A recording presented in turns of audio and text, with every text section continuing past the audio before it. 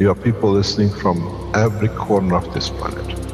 No knowledge has been dispersed so beautifully, so balanced across the planet, on this planet ever.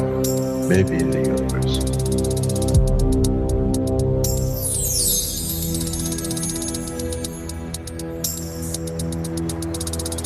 You have the full potential of achieving everything in the universe.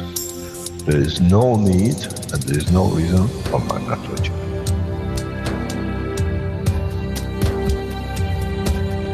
So, wherever you are, the way I taught you to make the coils, double coil inside, you have continuous equal gravitational magnetic field, and if you put CO2 on it, and you put zinc on it, you have connected the emotion of the man to it on a stable condition, and you'll find out you become a very peaceful man.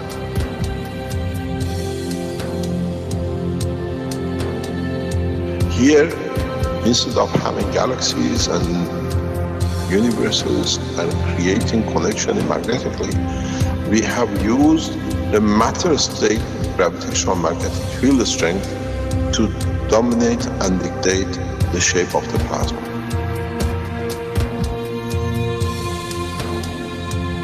The nanotechnology, the nanomaterial which you have collectively developed in different ways, by caustic, by electric currents, by whatever, fire or whatever, has that advantage that the matter, the nano and the plasma is all the same. So connection is very solid. It's very strong.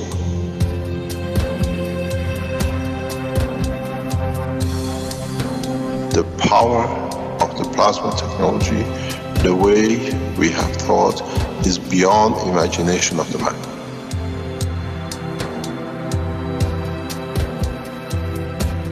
Now you can create and control the plasma, which is the mother of the creation of the universe. You are given the seed of the essence of the creation.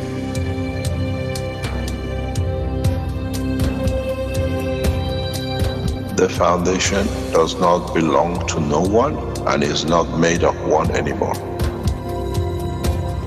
You are developing it, you are structuring it, and from today we will be still the same.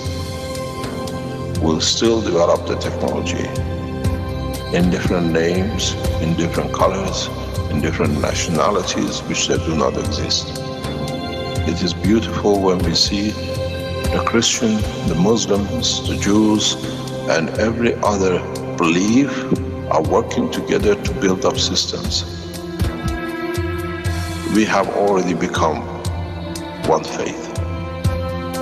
We already have become one nation, and we already become one planet. You got to remember one thing. Dates is irrelevant. Today is the last day of the Christian calendar, or tomorrow is the beginning of another. One day is connected to another. We don't stop. We are working around the clock. The Keshe Foundation team is working irrespective of time, position, religion, country. And now we achieve what we set out for.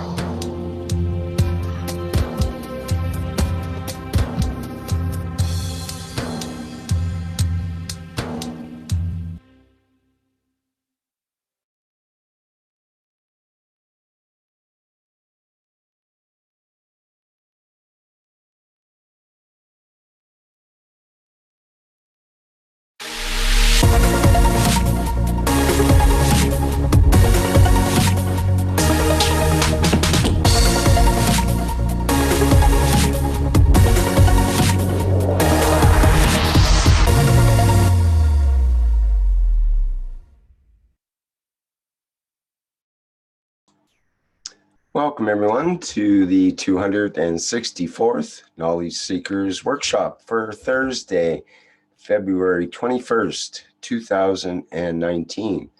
This is a broadcast of the Keshe Foundation Spaceship Institute, and it's a public teaching in English. My name is Rick Kremn. I'm your host today, And of course, we are joined with Mr. Mayran Keshe of the Keshe Foundation.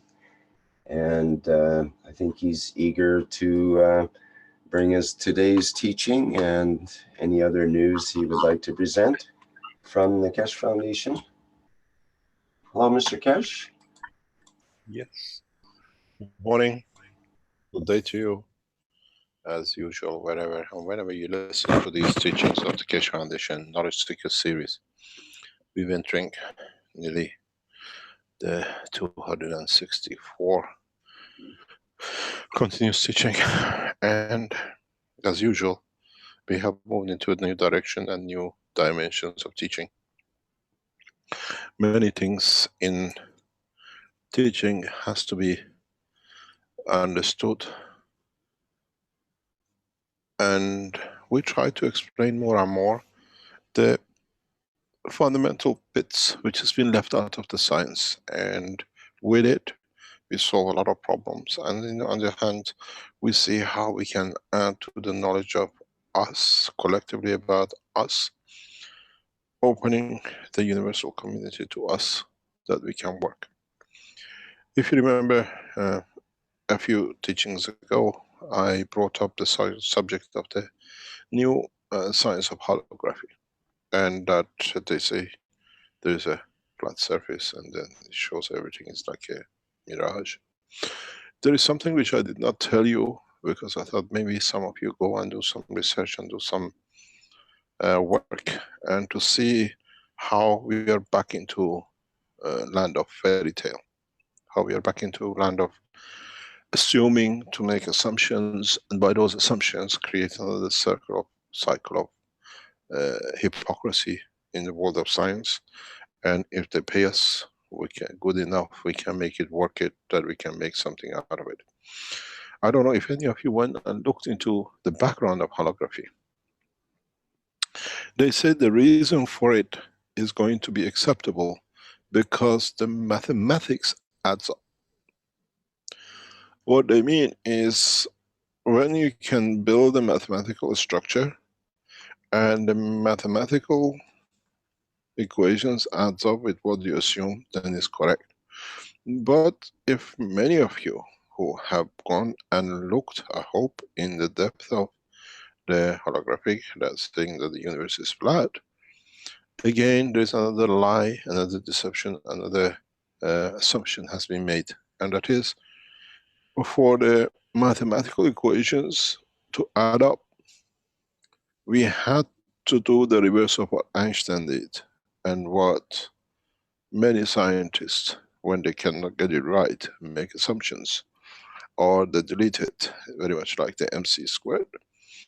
That for Einstein to get to that ridiculous equation of E energy is equal mass times the speed of light by the power of 2, he's made a lot of assumptions. He's made a lot of assumptions in quantum, even in quantum mechanics, even in part of this equation covers first and second law of dynamics and everything else.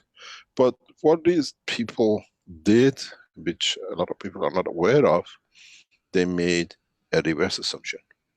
And this is ridiculous. This is very nice the way they've done.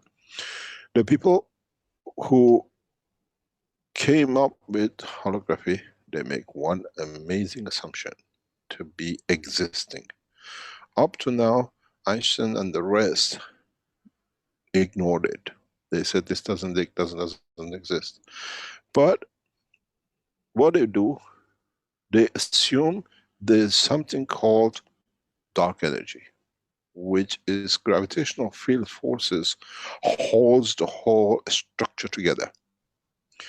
And for an assumption, and especially such a massive calculation to be correct as they assume it, they come up with very something interesting, that they say the whole structure of this holographic design of the universe is held together by gravitational field forces or energy, which calls it dark energy, and it exists. But up to today, no scientific organization with billions of dollars they have put behind it has managed to confirm the existence of dark energy. And this is the whole ridiculous thing about it. Up to now, people like Einstein, they said, we assume this doesn't exist, we assume this is not there. But in holography, the way they play the trick is they assume something exists, which is opposite to all the conditions that we call dark energy, dark matter, in a way, if you look at it. And this dark energy creates a gravitational field force which holds this holographic condition of the universe together. So now what we call the hand of the magic is open. And this gravitational wave, or this what we call magnetic fields, or this gravitational fields that they assume exist and is there, and they call it in a way dark energy, is very much in the uh, world of scientific, what I call children movies. Somebody must have watched these things and then he has come up with it. And they use the same process, the same structure, the same lies and cheats as we've seen with Stephen Hawking, we see it with Einstein, but this time they repeat the game. And they consider that the universe, our universe, is full of these things, like dark energy, and has a hidden gravitational glue which holds the whole structure of this hologram together.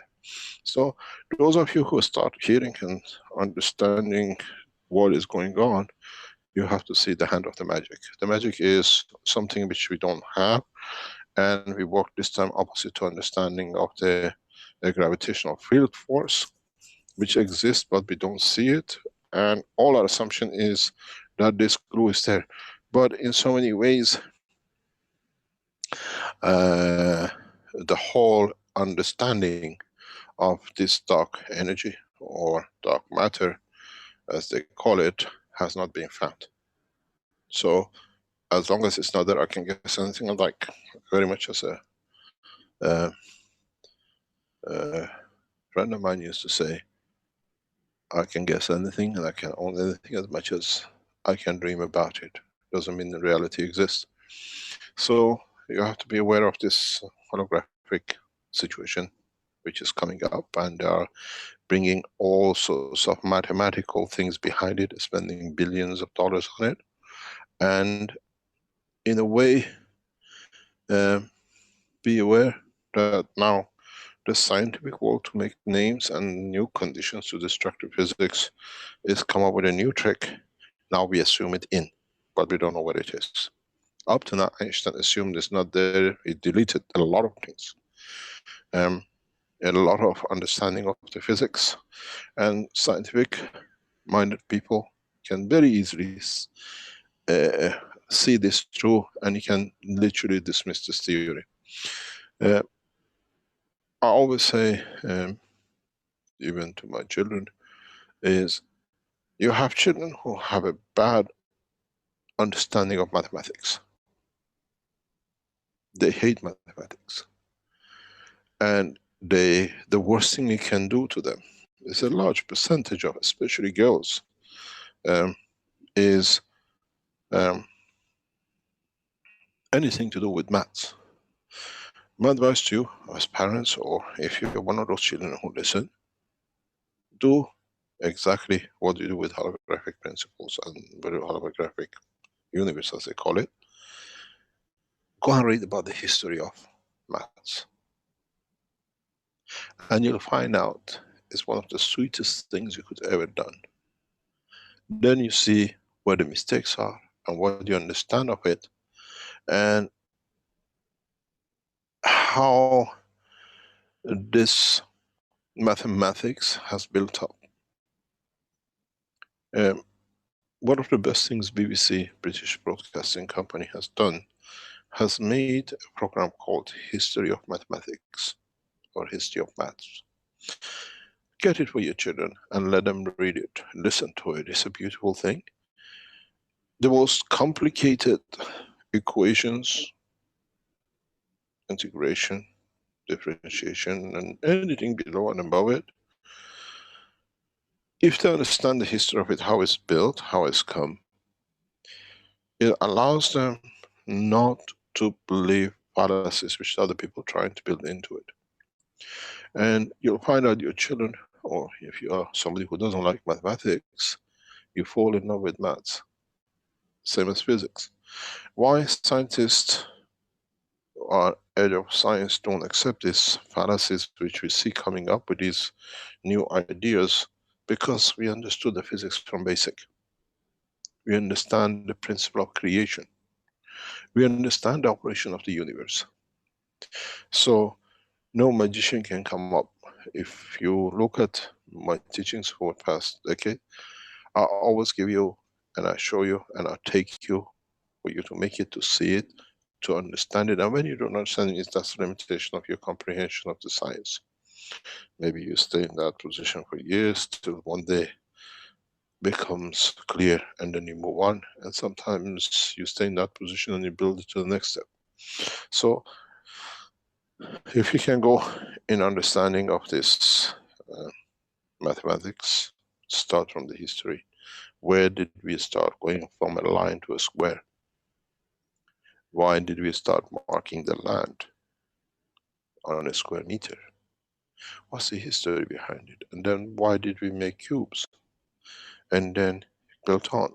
Read about the history of maths. And if you read about the history of physics, putting anything with this assumption aside, then you see when these fallacies come up, how you can overcome it. Then you see through it. As I said, these are the followers of Stephen Hawking. A liar has created more liars. And they all have to hold on together, because as long as we all lie, we're all truth, because we all liars together.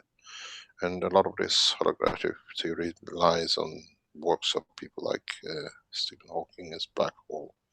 It didn't exist, now exists. Now they've come up with the dark matter and dark energy and the rest. There is a fundamental understanding in the world of science. As I said, I take mankind to the point of understanding the totality. And if you read book 1 or book 2 or book 3, you should have understood something very fundamental. And that is, we are all in our age have come through a number of symbolic names. But what do we understand about the history of these symbolic names? What is the truth? And how do these entities exist? What is the measure of them? What's the reason of existence of them? Why they are the same on Earth than they're on the Moon? And when we follow what we created, we see the same entity ends up and exists on Saturn and in other matters of the galaxy. One of these things which has been and never been explained in the world of science, especially in the world of physics, because I always say the creation started from the motion of the magnetic fields. Fields like lines, they're just straight things, till they interact with another field and create frictional fields, and then they become created vortexes, they create friction, they create residual, and then we come into the world of physics. And then the physics in 2 or 3 physical things in the energy level, gravitational magnetic field level interact, we get the chemistry, and then more often becomes biology. But one fundamental point that we all have accepted, any of us, most of us, we consider all the people who are listeners of the Keshe Foundation knowledge seekers. You've been somewhere, you've heard somewhere about electrons, about protons, about neutrons. I refer to it freely. I'm a nuclear physicist. It's my blood, it's my essence. I feel a nucleus. I can see the motion and emotion within it. It's like a glider. He can feel the direction of the wind, he flies into it, he plays with it, he flies across it. Doesn't exist, but he feels, he has a sensation of the motion of the field. A nuclear physicist who understands the science is very much the same. But we fly within the structure of a nucleus. We feel the motion of the fields. And when you do this, and when you teach the world of nuclear, the world of science of plasma, will leave many people behind, because they don't have that finesse, they don't have understanding. To them, it's just the electron, they say something, and then you have a proton and a neutron and whatever. There's a fundamental question to ask from the scientist at this point of, at this conjuncture of science, and that is, and this is a question I put to many nuclear physicists, and it's a question I have put into many world scientists, and nobody has managed to answer. And when I explain it to my understanding, unravels the secrets of creation. And that is, we say in the world of you knowledge seekers coming here, that we have an electron, we have a proton, and if I ask you what is an electron and a proton, many of us are baffled with it. And in so many ways, if we can work in the dimension of the existence by size-wise, what we will see is a very interesting point.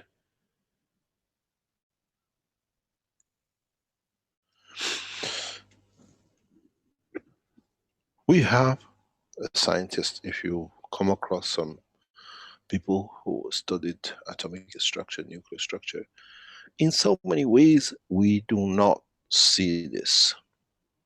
This is illusion, but we know of its existence because of other things which we do, and we know this correct. This nucleus, magnetic field boundary of two entity entering and interacting. The balanced field between these two, which is somewhere here, which is very much equal, very much equal to the energy of the electron, creates new dynamic. And this is why an atom exists.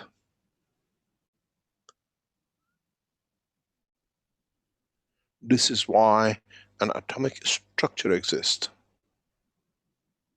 And if we understand the history of creation of life in the universe, when we say we have an electron, a proton, and a neutron, if you understand that is the neutron which is divided into two, proton and electron,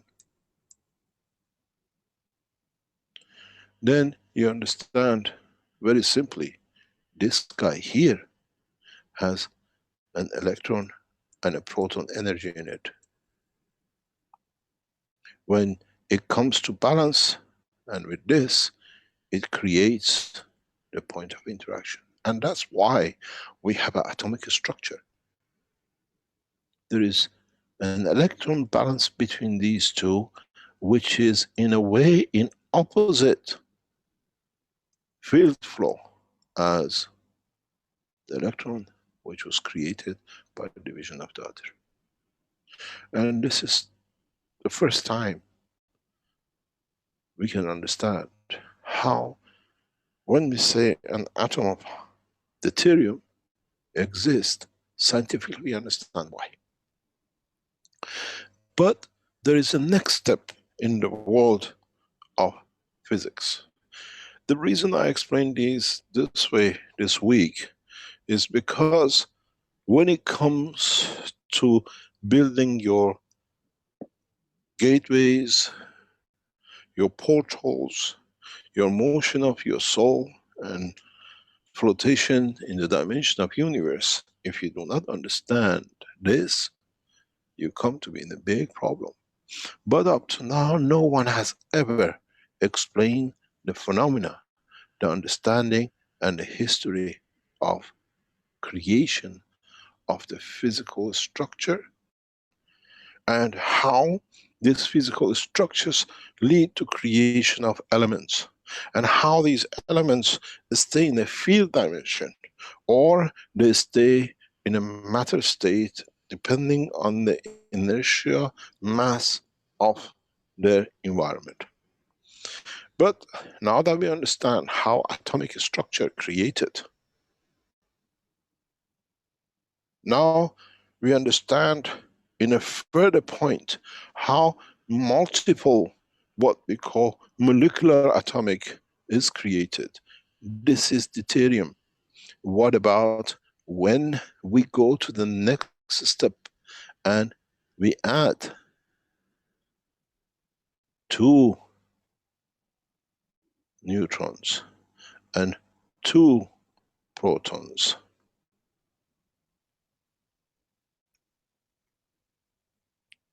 Then now we see how the electrons manifest themselves.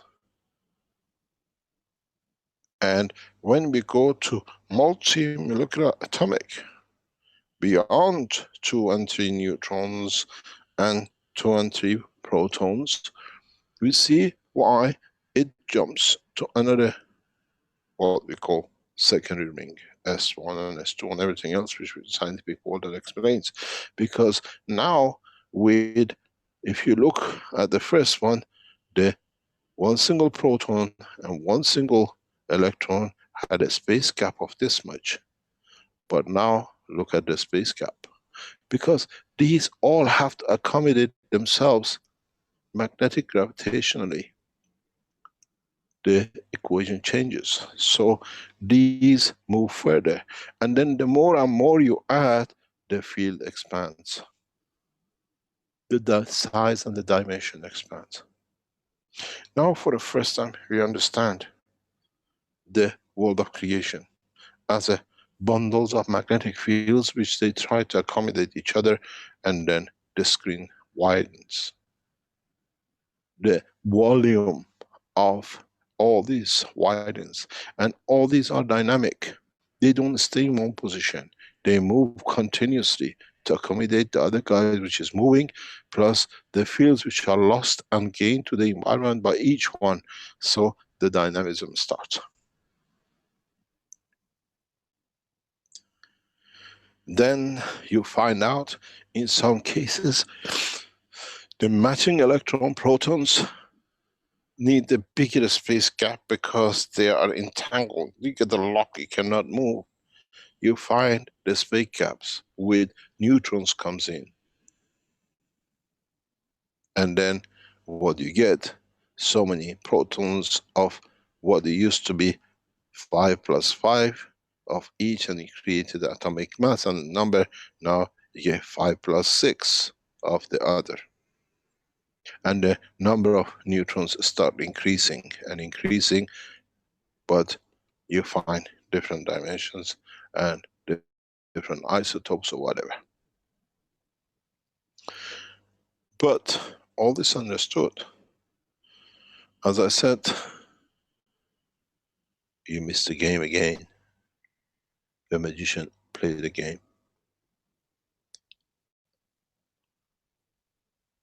No. World of science, no scientist up to this point has put this question, which I put to my professors and many of my colleagues in the world of nuclear and atomic some 40 years ago. It was put aside because we could not answer it. But now that we have entered the world of existence, the world of universal community, the world of universal transportation, we cannot put it aside anymore. And the world of science, the world of physics, the scientific world has to answer this question. and that is, we accepted the theory of electron, a proton, and a neutron. And in any combination of the mass of this, we add up in blocks with maybe somewhere addition of another neutrons or neutrons combination. On Earth, we get zinc. On Moon, we get zinc. On planet Zeus, we get zinc in this universe. But the unanswered question I put to all of you to think. That is, why all the electrons have the same size and gravitational magnetic field approximately? Why all the neutrons have the same, and why protons have the same? How come a neutron created out of the splitting of another structure, which itself now is the mother, which now splits into another electron and a proton, creates the same size, mass, energy, electron in every dimensions of this universe? There is no God sitting there scaling, yes, this is the size of electron energy, we keep it there. Yes, this is the size of the proton energy, we keep it there. Yes, this is a neutron, and that's it. There is nobody has made a big door and cuts it. What dictates, and this is a question which I put for 40 years to world of physics, and maybe today you find the answer, is what dictates the size of an electron, the amount of mass of energy in an electron,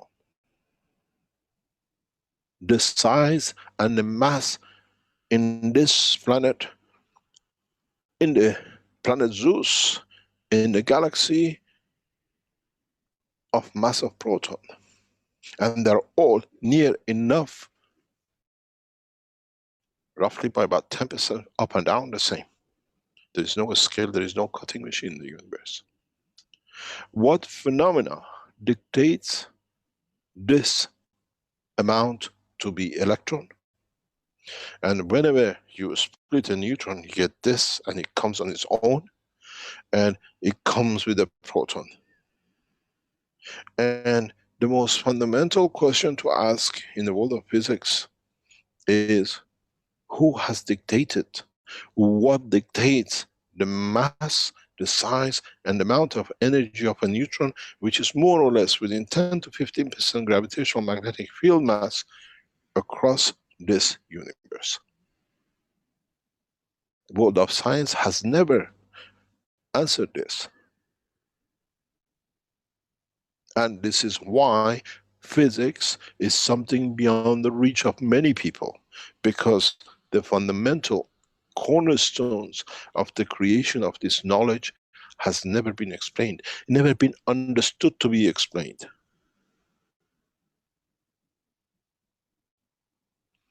Mathematicians come up with all sorts of formulas, but what is the formula of an electron? What is the structure that an electron on Earth is the same as an electron in mass, energy, motion, and speed as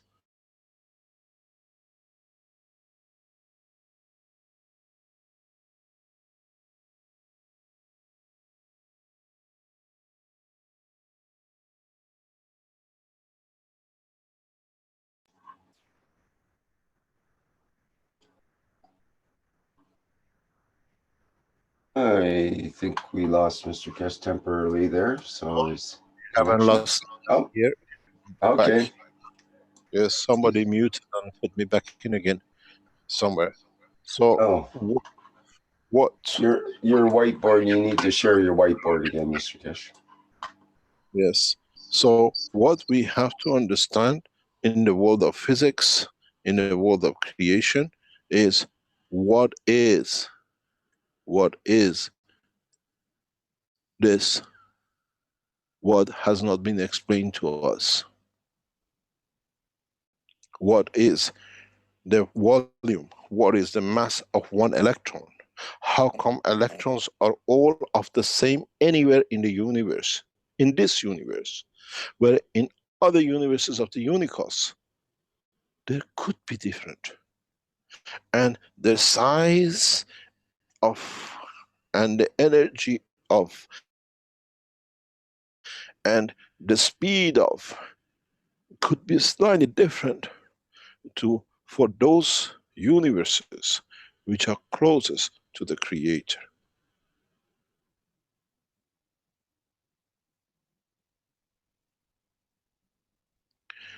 In the world of physics, the physicians, what I call the fathers of the physics, when they explained there is something called the electron, they just left it. No one has ever opened it. Nobody has ever discussed it. And blindly we have accepted it.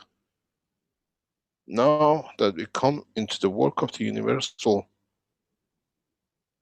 language, understanding, and the energy, the amount of fields which is within one electron, if you understand the connection of it to the other electrons and other protons and other neutrons in this universe, then you ask a simple question, which I put to the leading physicists and nuclear physicists years ago. And that is, we are not asking what is inside an electron. I'm not asking what is inside a proton. I'm not asking what is inside a neutron. I'm asking a simple fundamental questions. And that is, why all the electrons are of the same within a proximity of 10 to 15%. We don't find an electron the size of a neutron in atomic structure. Of the copper, that will be different for the zinc or will be different for plutonium. What dictates the fundamental size, the cornerstones of the creation of these entities in our universe?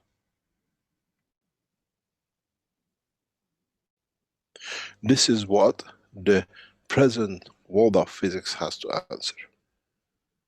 We have danced around it long enough. We have messed around with it long enough. We have to diffuse the condition because we couldn't understand, created a modern languages of keep from something else and something else inside the plasma of a neutron or a proton. But if we go in a bigger dimension, in the plasma of the solar system, put on the screen, how many names have they made for things which they assume to be inside the plasma of a proton? Rick, can you go on the Wikipedia and bring it up? The fancy names they come up, isn't that fancy name the same as the Earth?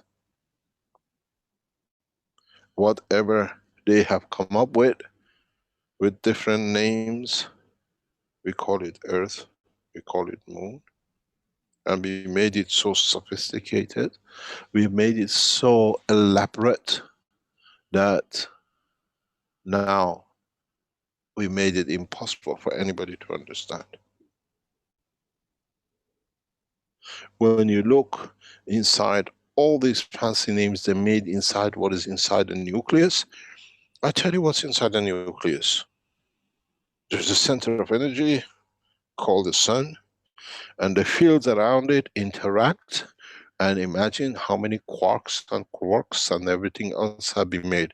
Every quark is a moon, every other quark is a planet, Then everything else, those fancy little things, we call it asteroids and meteors. Mr. Keshe, it's quite interesting here that there's a lot of feedback from your speaker. From my Sorry, I think you're feeding back. There's an echo from my thing. Anyway, I'll try to be quick.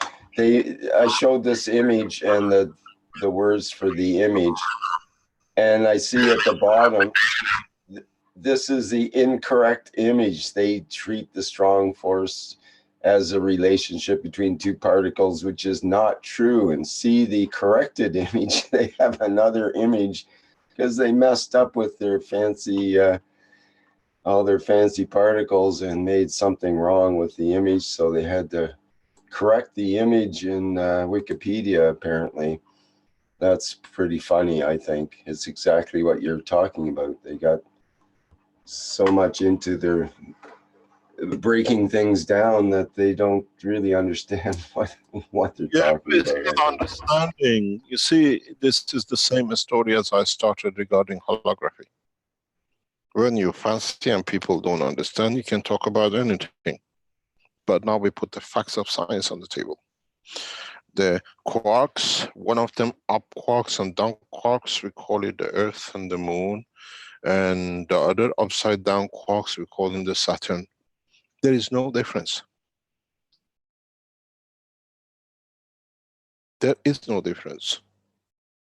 Now we understand the science, we understand the totality of the world of physics from basic. Now we have to address it. And it's a job of scientists, especially physicists, not theoretical physicists. Theoretical physicists have a habit of putting things down and they make a mess of it, because then they can cheat anywhere up. But you don't see they can put a marker there and double it, and nobody knows till somebody comes out and finds out. But what comes up with what it is a very fundamental question. Now we see the plasma of a proton, we see a plasma of a neutron, we see the plasma of electron. And now for the first time we have opened the structure of these entities, the plasma. And all these fancy words of quarks and up quark and down quark and a lot of crimsons and a lot of other things which in my nuclear education time I laughed at it and I never prepared to accept it. And I was told theoretical physics is a backbone of the physics, and I said the theory is wrong. So I carry on with my own. And the theory is very simple. What is in macro is in micro and reverse. The sun, the solar system is a plasma, is a neutron. In time will divide when the center cannot hold on. And arguing this solar system, our sun will split. And from it comes others. And those others will be exactly in the same ratio as the ratio of neutron and proton and electron division coming from the neutron itself. But what, in essence, now that we understand what this fallacy about the nucleus, a neutron is, that is exactly like a solar system with all the bits in it, everything they cannot see. Now I tell you, up quark, we call it Earth. Down quark is called Mars. The funny up quark is called Jupiter, and the funnier one, which is a little bit dodgy, is called Saturn. And all other bits which flying in there is meteorites and icebergs and the moons.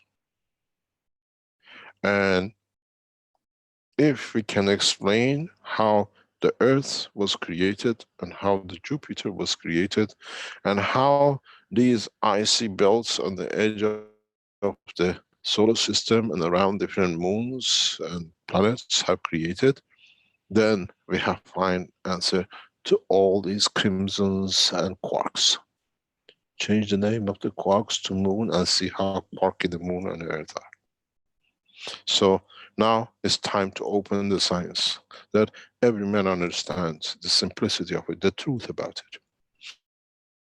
But again, it brings us, we haven't answered the fundamental question yet.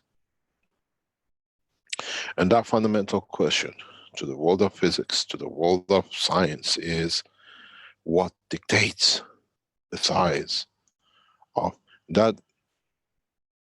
solar system,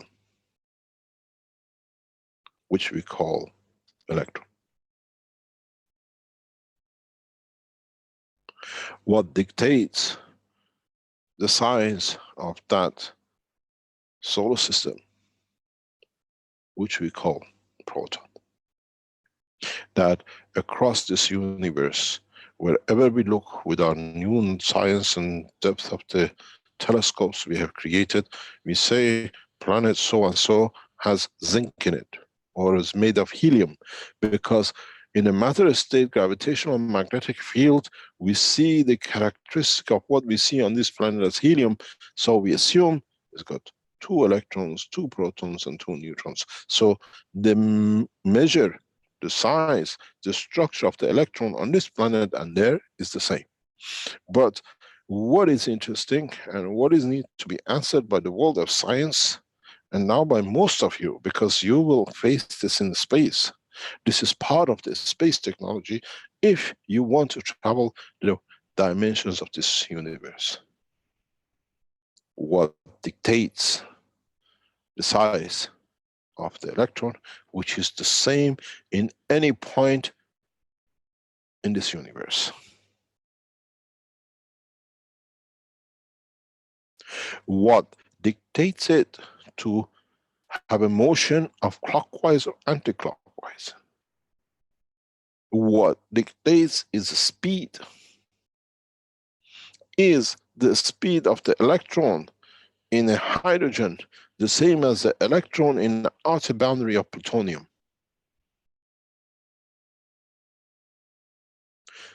World of science has not answered any of these yet. Because they can't, they never brought the subject on the table, it has been pushed aside. They don't know we can play. It's become Vatican and the priest. Till somebody raises a question, we send an ambassador to Paris to sort it out, who's playing with who. Now we have to see what's happening here. Because what you will understand simply is one fundamental question and one fundamental answer which you need to find to be able to open the doors of the universal community, the doors in the knowledge of the universe. And that is not carbon-14. Carbon-14 is made of 7 deuterium.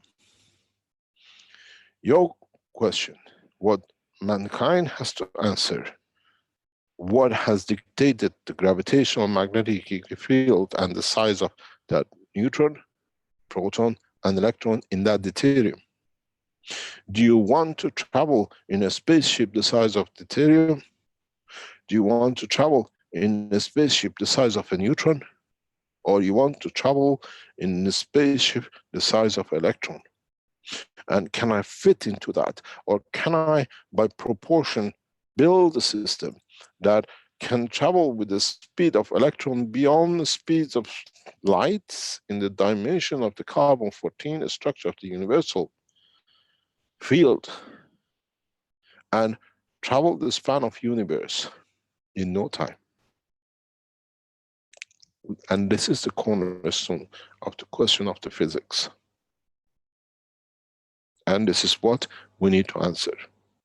Why all the electrons which come as a natural breakup of a neutron are the same size and in different elements take the same position and are the same across this universe?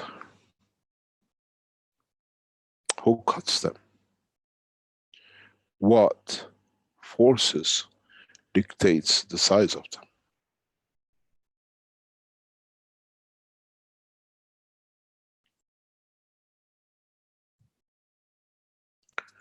And in so many ways, we accepted blindly that a neutron divides into electron and a proton. But the question, fundamental question, which I again put some 40 years ago to my professors and is still waiting for an answer, they're all dead unfortunately, is that where did the neutron come from?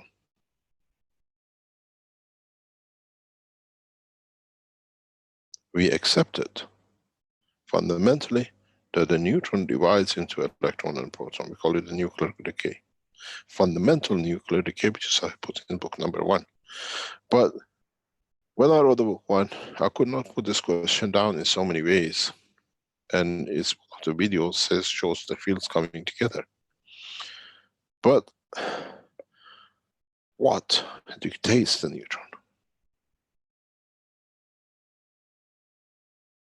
And another fundamental question to the world of physics is more fundamental, and it is, when do enough fields come together to know that they are the size of a neutron? That makes enough fields that this division can lead to creation of an electron and a proton in such a mass.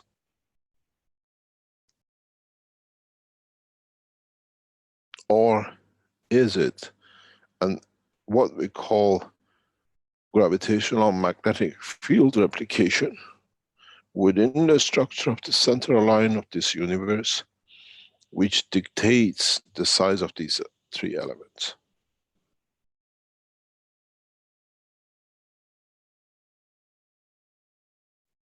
I hear a lot of fallacies that electron is something 2000 times of the other proton, something in the volume and something in the mass, and a lot of mess has been created with this mess.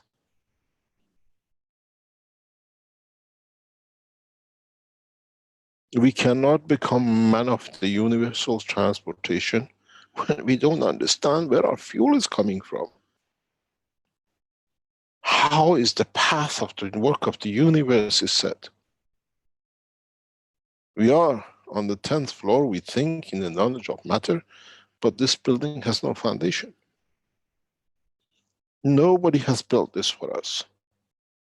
Nobody has brought to tell us what condition dictates that so much magnetic field become a neutron. What is the mother, what is the measure, what is the reference point that all the neutrons on this universe are all the same or near enough, within 10 to 15% of magnetic field gravitational mass?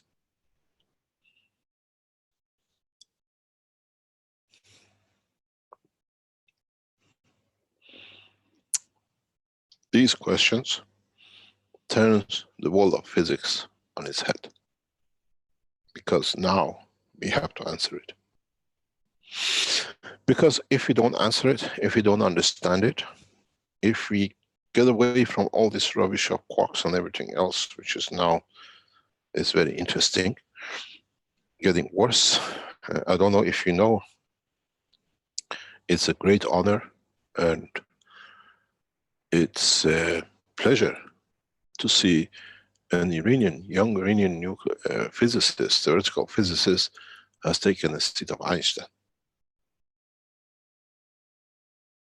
in American universities. And he is valued highly. And now he is working with the Chinese to build a bigger ring than what we have in Switzerland to confirm a lot of these things. But the question goes to the young Einstein, which is Iranian now, taking the seat. And that is,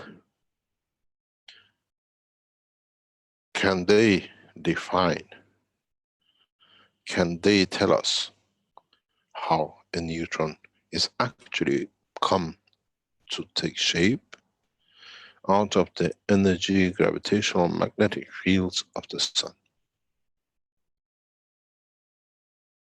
or the sun of the universe, the essence of the creation of the creator?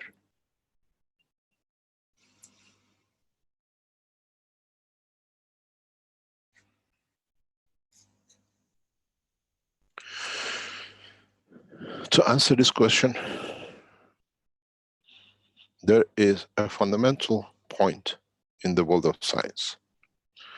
And this again goes back to lack of understanding of the true physics. Through the lack of understanding, then the world of creation is created by the interaction of the fields. And this goes back to fundamental principle of two things. What we call black holes, and one, now understanding the principles of the gravitational field forces, and at the same time the ratio of the interaction of the fields of the universal plasma, which means the stronger plasma feeds the weaker plasma for it to reach its balanced field. And this brings a very big fundamental question in the creation of the black holes, which we see physically in part of the universe due to creation of its own nanostructure and its own absorption. But there is a second fundamental question to be asked and put to the scientists, and you as travelers of the universal community who will have to answer it, is a very, very big question. And this is going to shock you, but I have to put it out, because this is what I call the thief of Baghdad forgot. And it is, this is a very fundamental question, what do you call it, points that they have to answer now that we understand physics of plasma. It's been considered that the black hole, let's make it black, it looks really real then.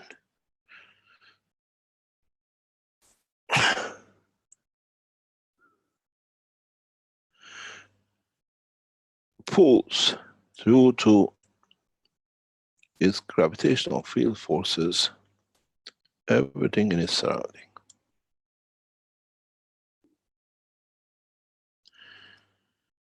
In a way, this is correct,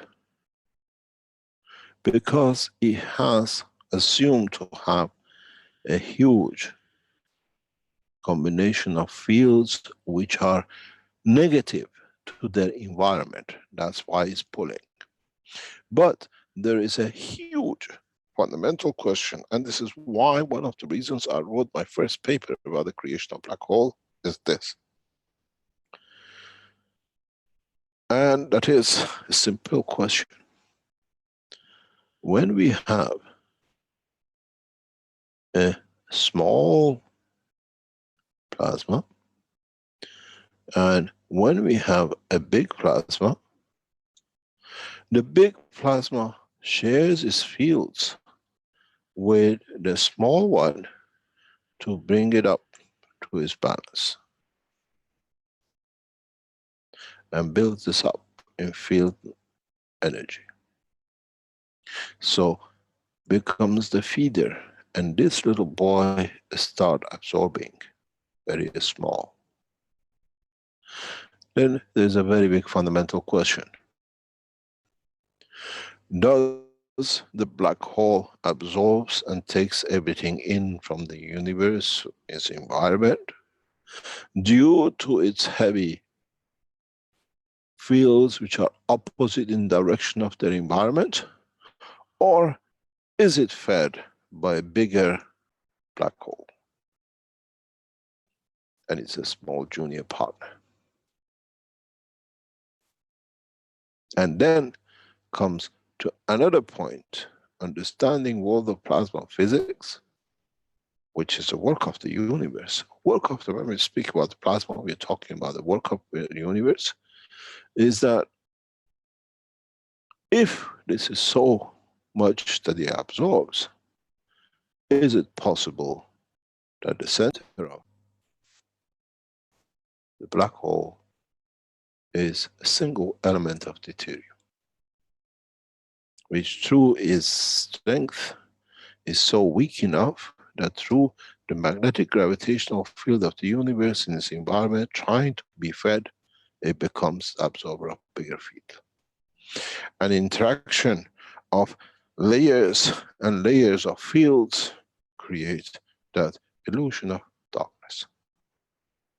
As you read the book, the paper about the creation of black hole, when the fields are in motion and somewhere they interact with others, so we see radiation of fields coming out of it, which is in fact is the essence of the creation. So black holes are not all absorbing, but some of the frictions of the energies reflect. This is exactly like our sun.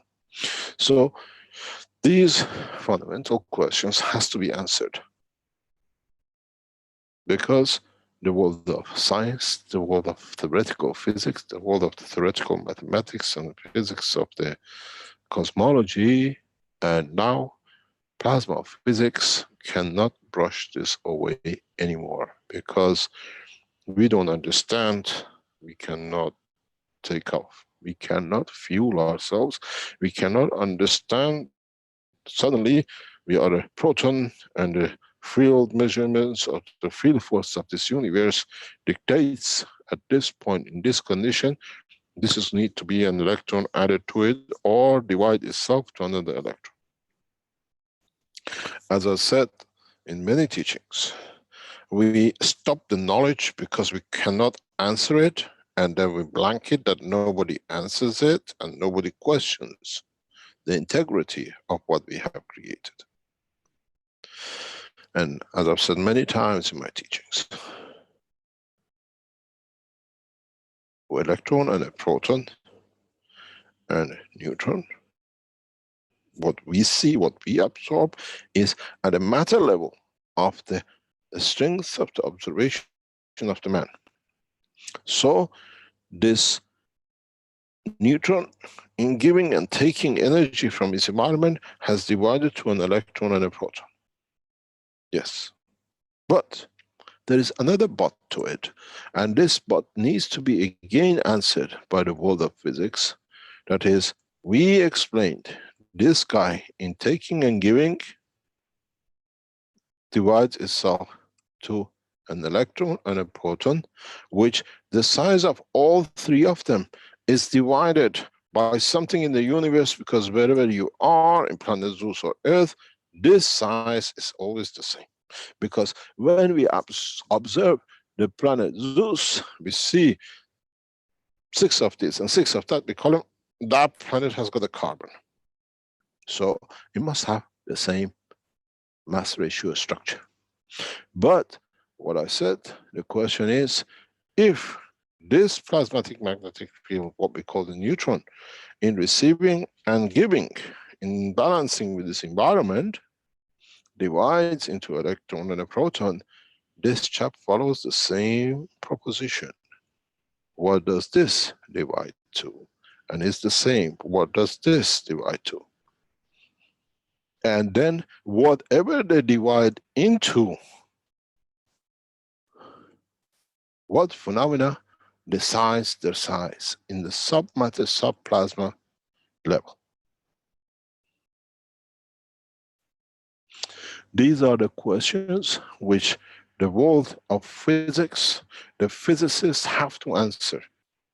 It's the principal work of people like me to put these on the table, try to make you to understand what dictates this, and then what is going to happen in understanding these things. What happens to submatter level electron, protons, and everything else, because I made a mother out of the mother. And what happens now to this mother? And the strange thing is, where did this mother come from?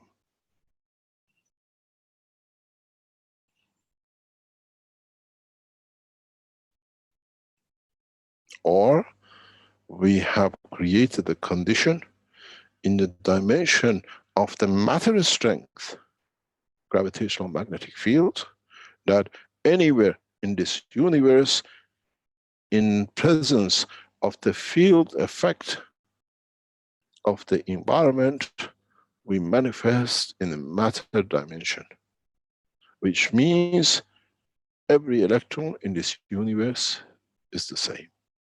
But what dictates the size of it?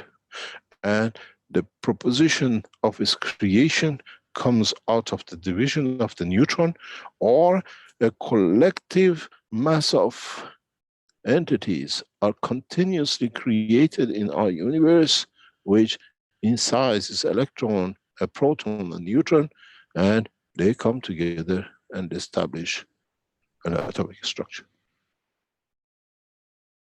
This turns the whole of physics upside down. We assumed, we have made so many theoretical physics assumption and completion that the neutron decay has led to creation of electron and the proton. What we have never been put in the shape of understanding is that, does this universe leads to creation of a specific three size plasmatic packages that in them coming together they can stay as a matter level of one atom.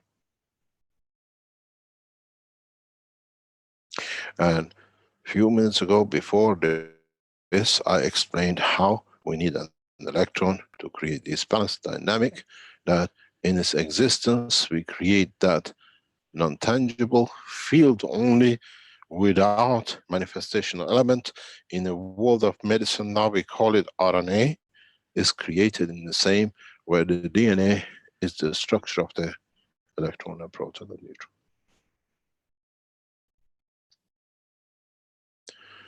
The mess we have made out of the physics is so huge that, as they say, who's going to clean up this heap? But very rapidly we have to answer these. What dictates the size of electron? What dictates the size of the proton? What dictates the size of neutron? That wherever are packages of electron, dynamic system come together in a given ratio, lead to creation of these three.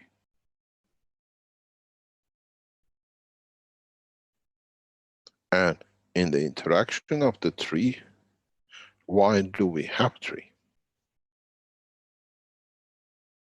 And if you understand this, and understanding that that free plasma creation comes to existence, isn't it that the replication of amino acid?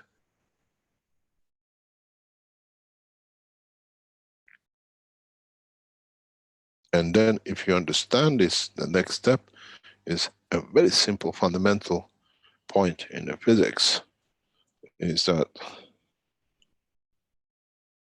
how many different measures of this amino acid has come together to lead to creation of life and intelligence across this universe and the universes to come.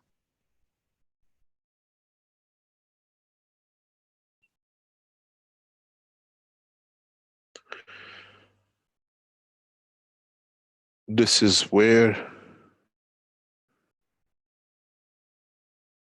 as a young boy, to me, nuclear, atomic had no meaning, because none of them could answer these little questions that mankind now has to face to be able to build the true science of universe on its fundamental, correct foundation. And this is why I started a conversation today about holography. Another bunch of what I call good people, very good people, but playing games with the understanding of the future of mankind.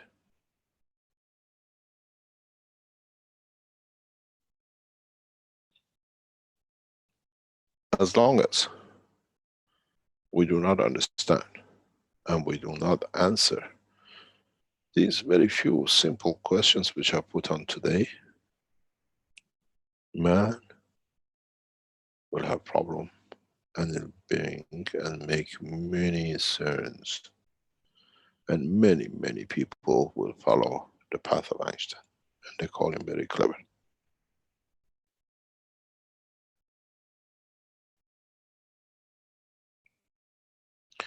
And it's for us to take this a step further.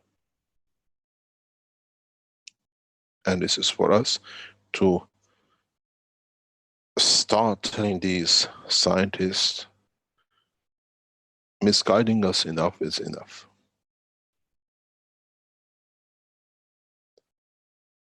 Because most of the theoretical physicists and now the new generation of plasma physicists have become as ignorant of their masters because they have to polish the shoes of the same people.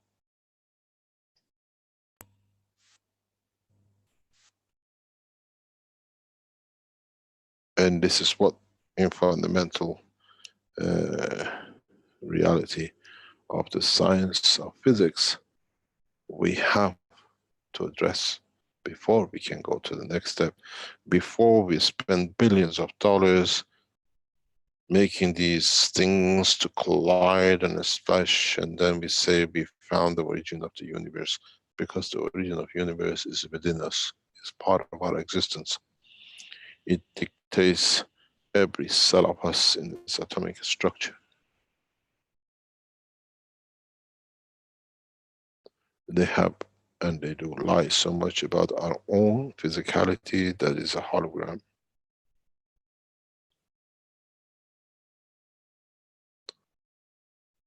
And it is fundamental questions which needs to be answered. Without answering these, we go nowhere, and we get bunch of people, mathematicians, who become taking us all for a ride. We allow them to fool us. They were very clever that they could close our eyes and let us believe, imagine in lies and deceptions.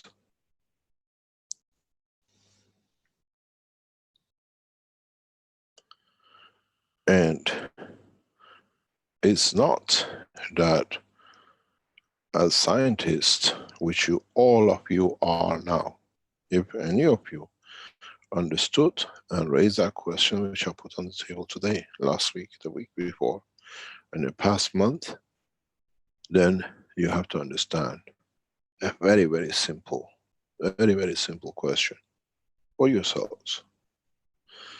And that is,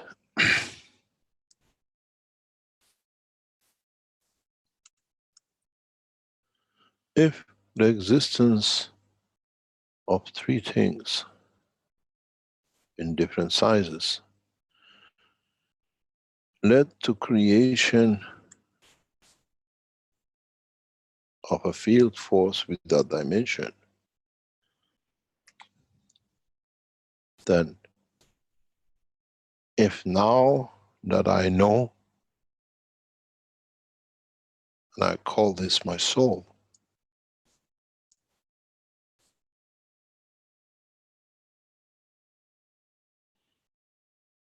is my physical existence connected to a three-dimensional field balance?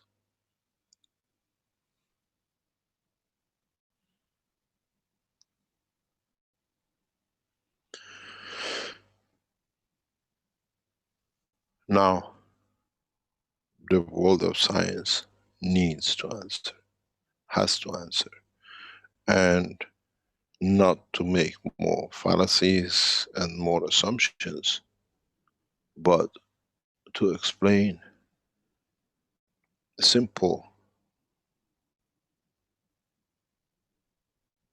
dilemma. What and where in the universe dictates that all the electrons and all the protons and all the neutrons in this universe will have this measurement?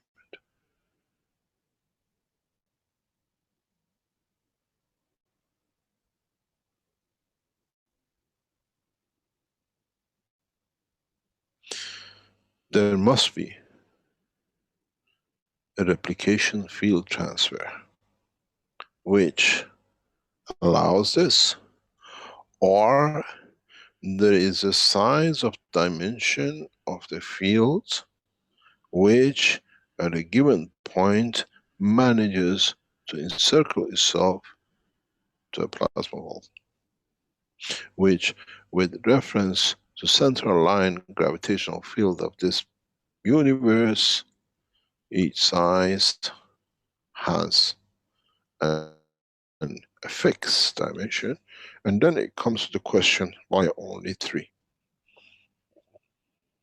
Are there other entities bigger than smaller than neutron that man has never considered? And as we know, the world of creation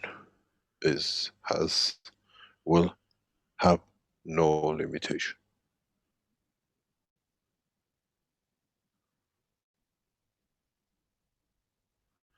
And now that we understand at least one of the questions that I put to all of physicists to be answered, what in the universe dictates the size of the 3 fundamental, at least the 3 we have occupied ourselves with in past century,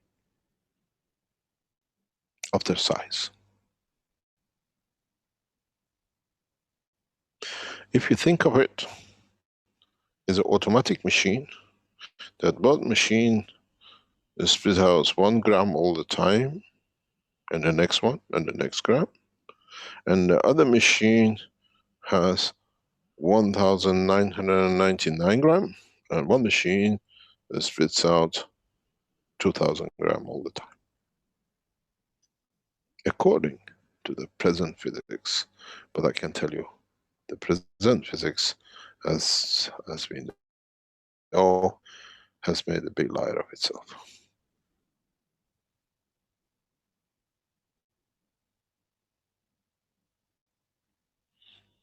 This way of knowledge sharing has to be done this way to break open all the taboos of what we have been taught and what we have been forced to accept, and what, as a scientist of the present science,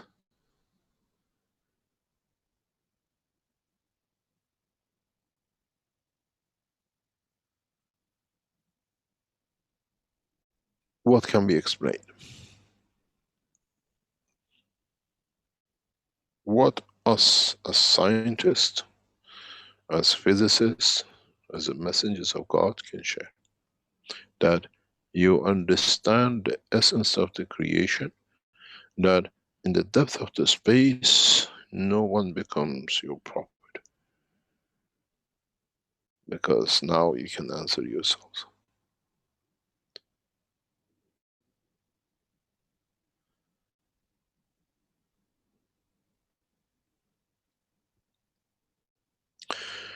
I'll explain to you something very simple, and some of the knowledge seekers, and we spoke about this before. A fundamental point.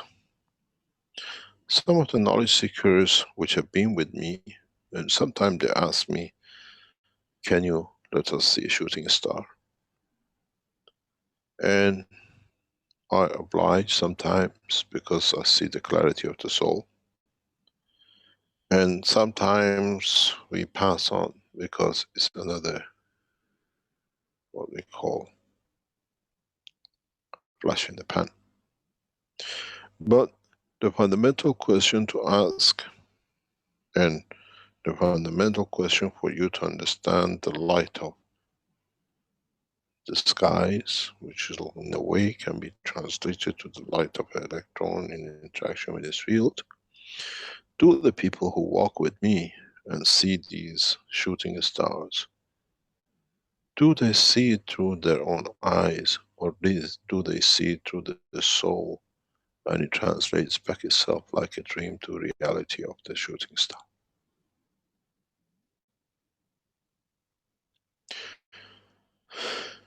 So Do they see the wishes in interaction with the wishes and satisfying the wish,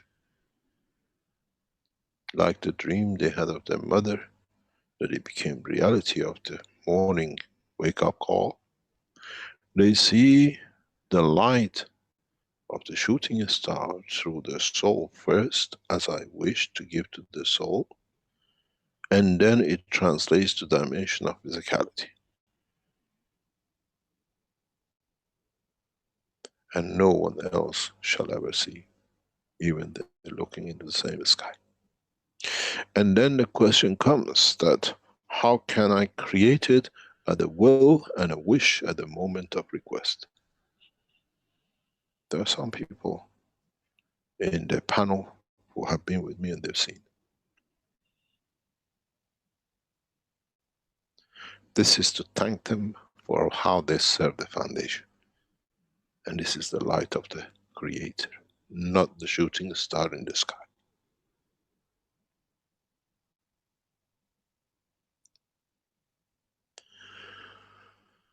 Then, if you can do that, then what is the value of that star? Is it size of an electron, or a neutron, or a proton? That in manifestation of the soul manifests itself as a trail of light in the eye of the beholder in the dimension of physicality.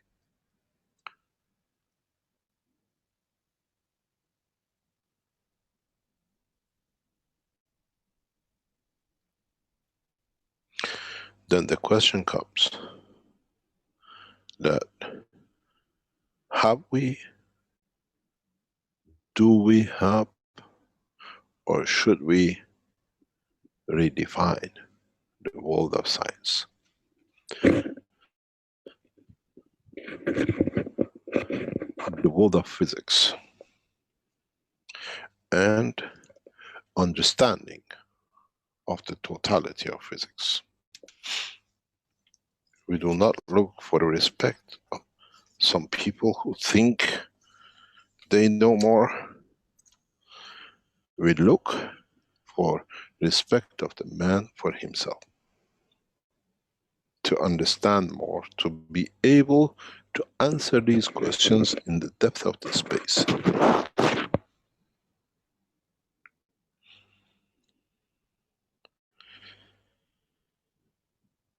What did your mother teach you before you leave home? I teach you how to iron, and I teach you how to cook, that when you're on your own, you can look after yourself. And in a way, I have brought you in the kitchen of the universe to teach you how to cook, and not how to be fooled by some cooks that they sell you a fish as a steak. And you taste it and says, what a beautiful steak.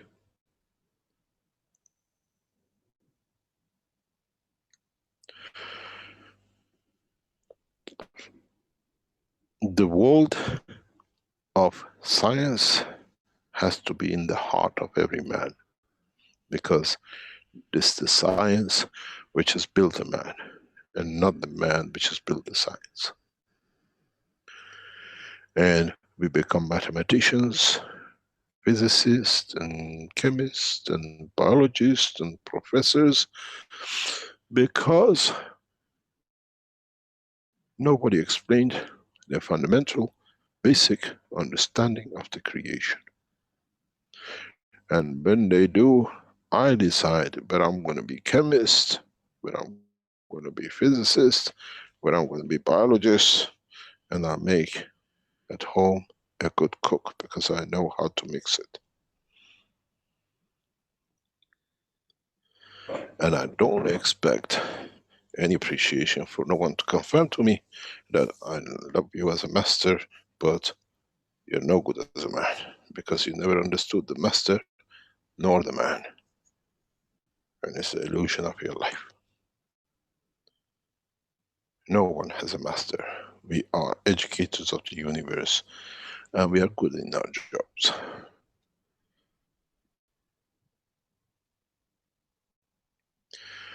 As I said in one of the teachings once, you know, when you have 4 or 5 kids in a village and you have one teacher, he can teach the nursery guy coming in till the guy who's on the 12th year, and there is no university, he has to teach university level to the guy who's 18 and 20 just before go to university. I'm that teacher. I'd tune you anywhere you like. But the difference is I teach the professors at the university of the universe. Mankind and the knowledge of the man in the level of education of the man has touch, have to touch, and must touch the fundamental cornerstones of the creation, which is now we call plasma.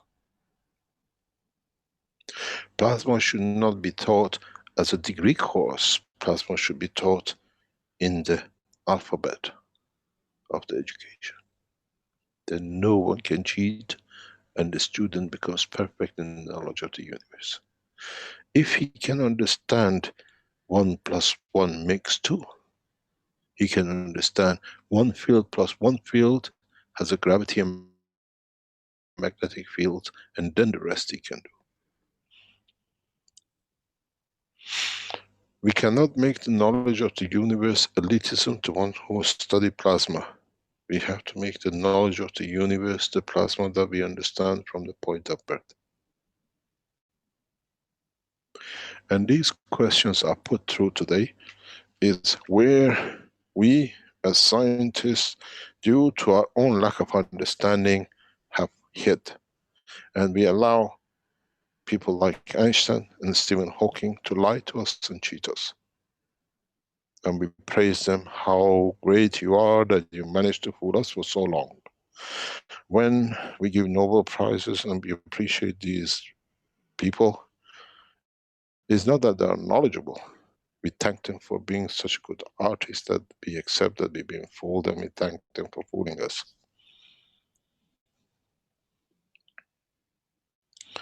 In a way, we accept we are stupid. And we thank them for showing us how stupid we are. In the direction and in the understanding of the world of science, these questions of today I should have put on the first teachings 6 years ago. But mankind wasn't ready. Now mankind is ready because he's so eager to take into the spans of universe, he has to answer it because you can't go anywhere without the fuel. And even having the fuel, you cannot travel if you don't know how and the way that fuel responds and how fast you travel the spans of universe, because this time is not burning. This time is a sliding job. You're on the ice of the fields of the universe, and that ice, a river of ice, decides how fast you slide and which direction, unless you know where you have to hop on the next iceberg, that it takes you to the direction you want. It comes back, and in the coming weeks, I start building on this, because the true science of physics has to be taught. And you cannot teach the true science of physics if you do not answer the foundation, the brickwork foundation of the knowledge. And up to now, we have accepted it because I'm a stupid, accepted by the stupid. We all agree we are stupid, so we accept the totality is stupid, so we ignore it. But now, nobody's a stupid anymore. You're all clever, you all understand. And maybe as an exercise till next week or next month, ask yourself this question. Who, by how, and where in the world of the creation dictates the size, the amount, the position, the speed of an electron? that all electrons in this universe are all about the same, within 10 to 15%. So we have a cutting machine. Or it comes to another fundamental teaching, which I refer to this quite a lot, and every time I do, I remember Alex. I appreciate this guy so much. He's such a beautiful soul. And that is, he says, Mr. Keshe, I put an orange and I tested the orange. And I put something else and I tested something else. And at night I wanted to get drunk. I got drunk for 2 days. But I didn't put anything. I transferred the energy, the protein, the taste of the orange into the water. And then it comes to this point. Through gravitational magnetic fields, which he created in the cup by putting different gases around it, he created that condition of the orange transfer. So the question comes, is and has the universe of the man has a field transfer level within it, or in the boundary outside the universe, which dictates what is the orange inside that field of the water you drink, and what is going to be the banana, and which one is going to keep you high and drunk. Is this how the size of the electron and proton and neutron dictated? And then it goes back, is this the true essence of the creation in the universe, dictated by the position of the soul of the creator? That itself is made of 3 dimensions, and the interaction of the 3 dimensions gives dimension to the soul of the creator, or what we see as a 4th element.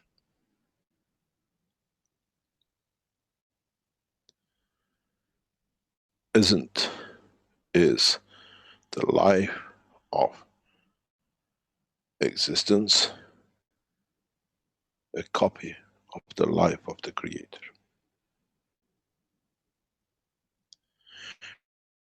And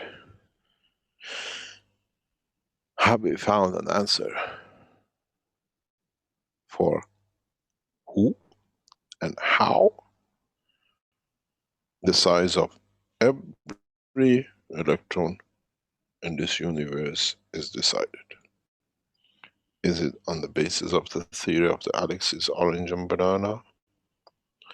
Or is it more fundamental, and that is the creation of the field balances within the unicos has set a presidential package for all the universes?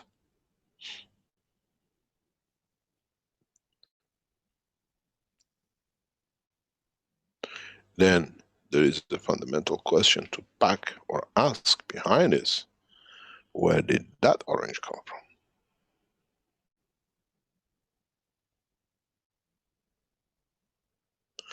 Or is the energy balance level of the universe is divided into 3 sets of the high speed but small packages, which makes the electron, intermediary packages of the strength strands of a specific dimension, which makes the proton, and a mixture of the strong and small packages and the big one and the weaker packages, which make the neutron. And when a neutron is split, cats with cats, dog with dogs. So in fact, when I'm in balance, you can go, the strong ones and short ones get together, we call you proton, sorry, electron, and the other one become flat and big ones and with longer length, we call you proton. And then how do they divide? Into submatter packages of their own submatter electron levels.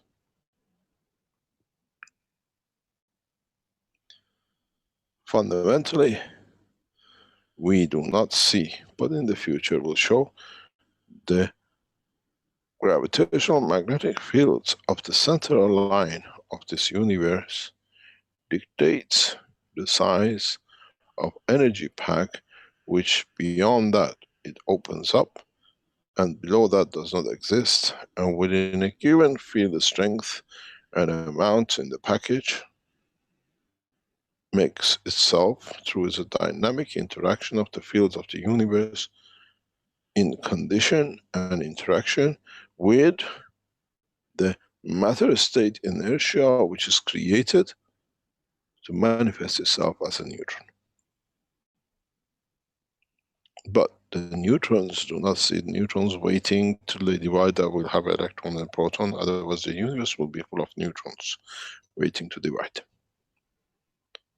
So the other part and the other side that what we call physicists have to answer is the universe continuously produces packages of electrons and neutrons and protons that in interaction with each other lead to creation of an atom. And depending what package of energy they come across, so many field strengths will divide, become a zinc, copper, hydrogen, and the rest. And then this comes to a fundamental point, if you understood, is the transmutation of the elements its reality, or transfer of the fields of the universe according to the condition of the environment leads to manifestation of the elements, and there is no transmutation. If I make a field environment in this area that is equal to gold, any field which passes, which has that package, will land here. It's very much if you have played and you've been to a duck down factory. When they feather the birds, they put in a huge tunnel and they blow air on it, and there are divisions. The heavier one drops in the front box, and the next one, and the next one, and the lightest goes to the end.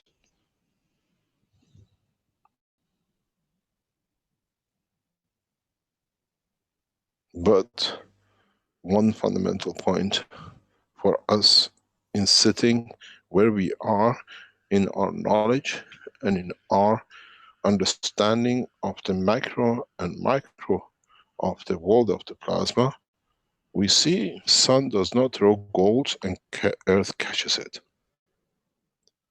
Sun creates field packages that if that field package, I have a space gap strength of the gold, I take, it's mine.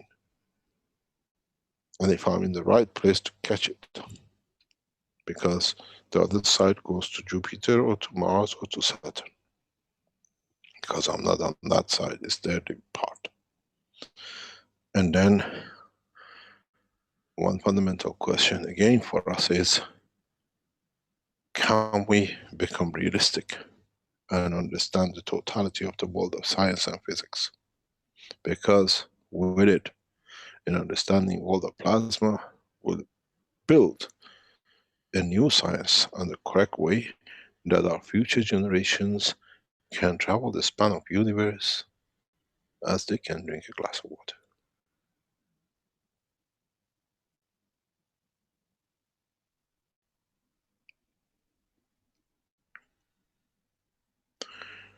In so many ways, this is a message to the team which is setting up the university courses. As you are endeavoring to start teaching the professors in universities in coming weeks for new universities, do not teach them nano-coating. Teach them what I taught today first.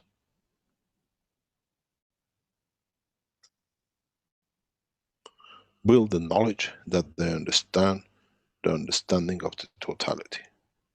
Not halfway you have to add to it, then you lose your position and prestige as a teacher.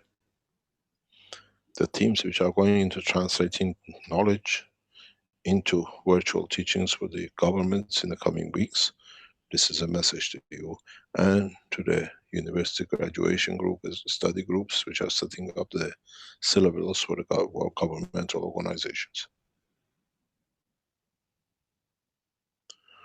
Let us start teaching correct from the base, and this is the base. And let us questions our own questions that we can answer in truth, not to fabricate.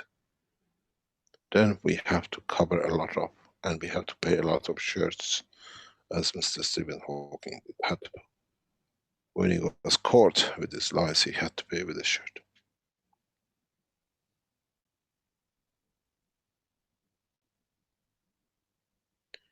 And as we know, the last words of Einstein was the biggest mistakes he made. He advised the president, because in fact it wasn't his last regret. He never understood nothing about the physics. He would have never advised the presidents to use the nuclear atomic bomb. Because he was just a mathematician? No, he was just a bookkeeper.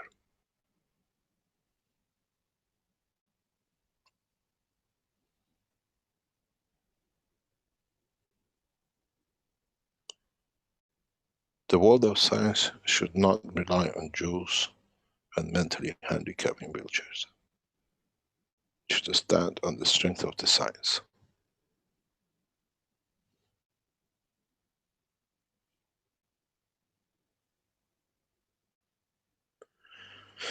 Try to question unquestionable, as I did as a boy of 8 and 9 and 10.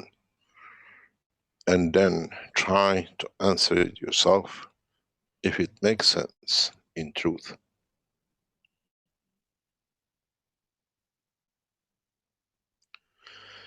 Try to look at the broader platform, not too narrow-minded understanding to befits you. Try to see parallel in the world of creation. Then you become the creator of the new world.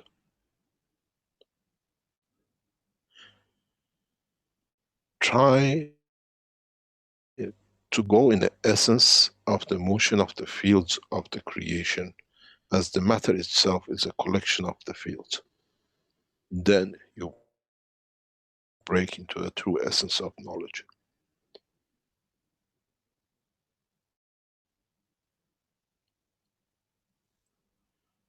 Fundamentally, there is nothing wrong with the physicality of the man and the soul of the man. It's just the man who has conditioned himself to accept others, understand more, and I'm not good enough. Every man is good enough that it comes to the point of the last man standing, he can stand and become the man.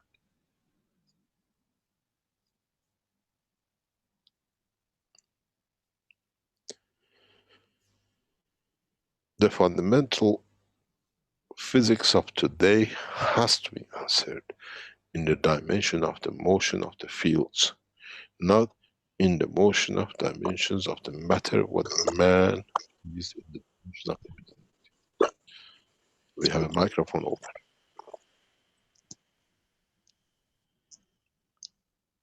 That was Alex trying to get a word in, maybe. Try to ascertain the interaction of the fields. Why do I feel this? Try to understand, if it's impossible, how do I feel in my soul and the soul of my physicality and my physicality and the physicality which I live within? Is the physicality I live within the neutron, and my physicality the proton, and the soul of my physicality that electron? And how do I and how can I interact with it? I'm a citizen of a village called Earth. How do I go to town? And how the people in town travel? They're not on a donkey. But the road has been passing my village. I never dare to jump on it.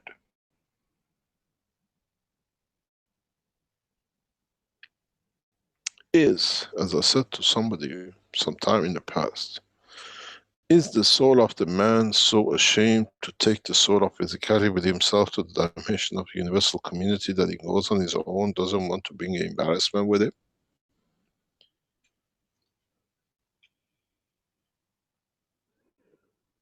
Because he goes every night or day and you call it a dream.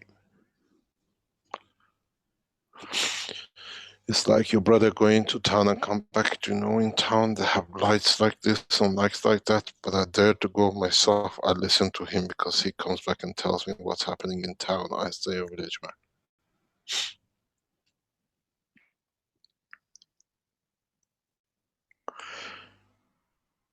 What I put on the table today has to be answered by every single man before every man can become man of the universe by himself.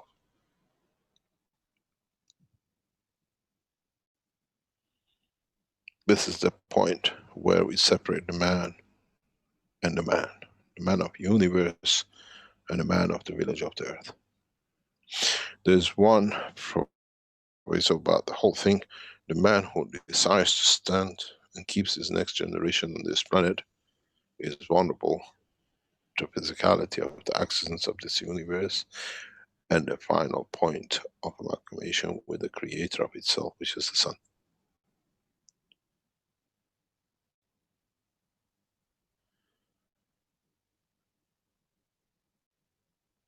Statistically, if that makes any sense to you, the European continent and the American continent are separating from each other by about 2.5 centimeters per year. North American continent. Then ask yourself a question: what happens to the fields which have no connection to each other? What speeds do they separate?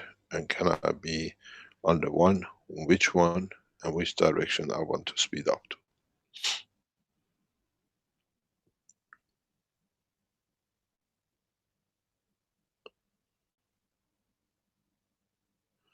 This goes back to why a couple of years ago I explained that the Earth will break at the point of Panama between the North America and South America, because North American continent is moving back and it's gonna snap.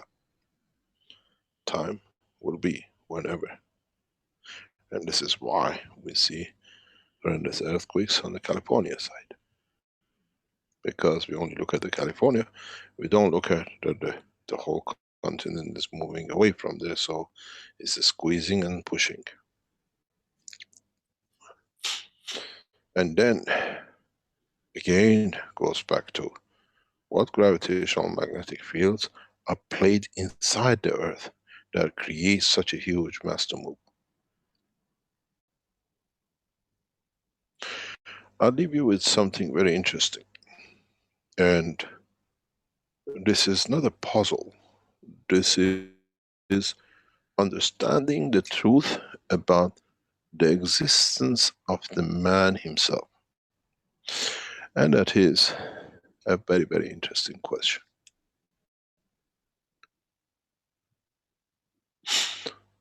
This is the sun, a plasma. This is the earth, a plasma. I should make this much bigger. And then, if you remember, in the medical applications, we said the bigger plasma always feeds the smaller one. And that's how it keeps its position, Bangraph position. And in that process, the field of the both travel through. Now, I hope you understand. On this stands a plasma called the soul of the man.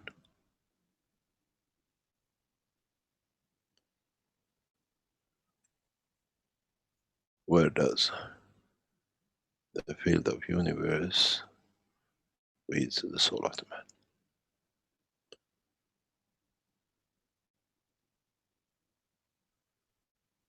And does it matter how high the man stands, that benefits by which fields according to the height of his soul, in conjunction with the center plasma of the two?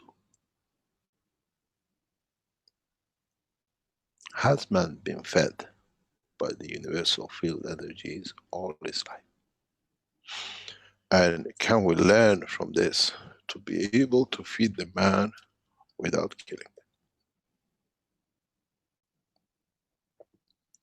Where we feed the soul of the man, and the man through it feeds the soul of his physicality, and then the physical man.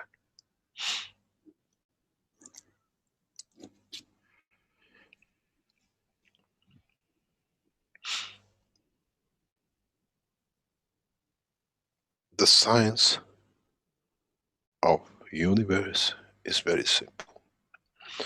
It's man to his not understanding it has made it so complicated. With these teachings, with these knowledge seekers programs, we're trying to put a lot of things in order that man does not make the same mistakes again. But it's for the man to be aware of the truth, not to accept the truth, because it has different dimensions and play in different part of the world, in different part of the universe, and you have to be aware of the basic knowledge that you see how the play is done.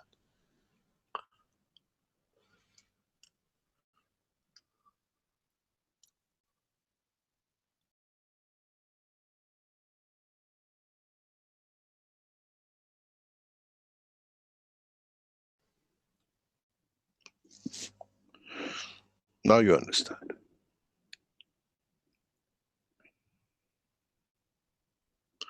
Now is for our knowledge seekers to seek the true knowledge and not accept anything which has been put there because it is, we accept it. Because the others didn't understand, we pretend not to understand too. So we all fools, and we don't look at the others to call them a fool, because we'll be a fool. There is no more fools. There is now has to be evolution and understanding of it.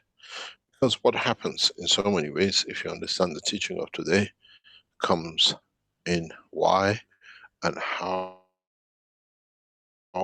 I started teaching about carbon-14 and the balanced fields of it on the human dimension, CH14, or we call CH3, and in balance of it with a carbon, or what we call carbon-12. If you understand and understood these in so many ways, we understand very much like what we call the initial sugar, which is a CH3, is giver of the energy both to the soul of the man and the soul of the physicality of the man.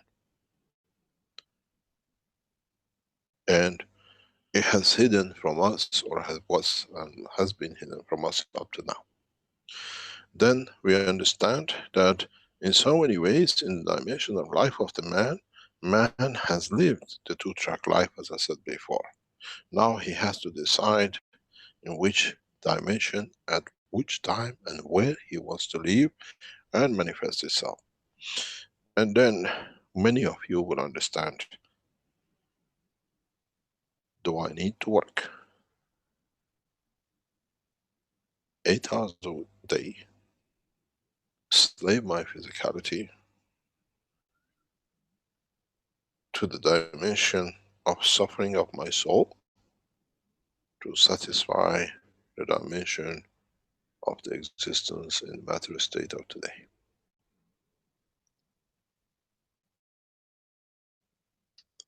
And then it comes to the point that if you understood the totality of the knowledge, even what it was taught today, and forget about the other 263. You have started with a new knowledge that you can make another 263 knowledge seekers on top of it yourself.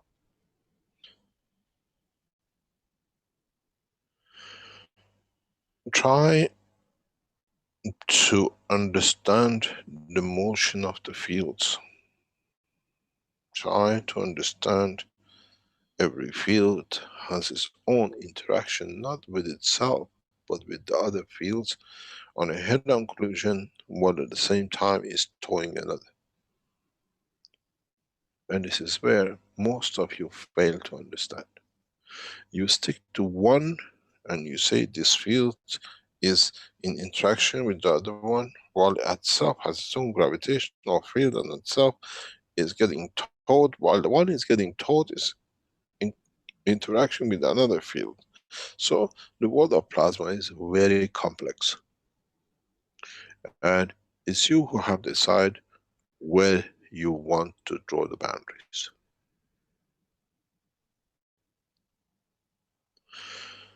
The knowledge of creation is created within you. It's you who have to nourish it to flourish.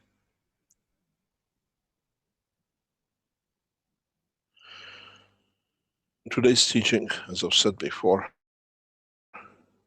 is to put a new dimension, a new brickwork, a new foundation in the world of science. Because we think the man is ready to do, and the man, in knowing this, will build a better future for humanity and mankind in space. But how could you build a house when you didn't know what the brick is and what it was made of? And now you understand the brickwork, you understand the structure. You have to endeavor to go deeper. I've just opened the door of the knowledge. Is for humanity to structure it. Is for humanity to go a step further. If you remember at the very beginning of the teachings, some years ago, I explained something very simple. I used to put 2 cups, 3 cups on the table, and I said, you ask any nuclear physicist, what is an electron? And he says, it's just something there. We don't know what it is. And if you remember, I used to put a large, full glass of water and I split it a little bit in one, and the bigger amount, the rest of it in the bigger glass. And I used to say, now we know electron is made of the fields of the same as proton, because they both came from the same neutron. And he told me, you're a genius. Nobody ever thought about it. No, it's just that we did not question the questions which we didn't want to interfere to understand, because then we had to find an answer to it. Now we explain what's in each cup and why and who dictates.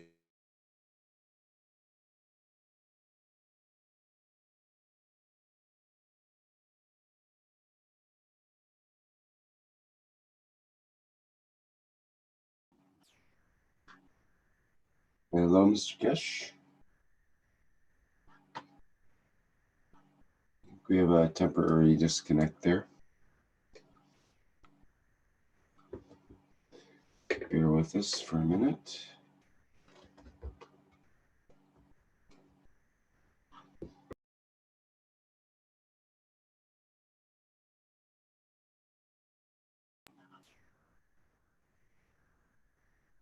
I think Mr. Keshe has to reconnect.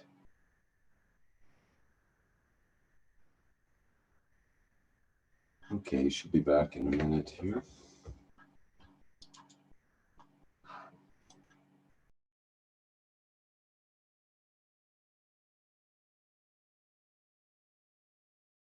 I'm back. Sorry about that. Can you hear me? Yes, we can hear you now.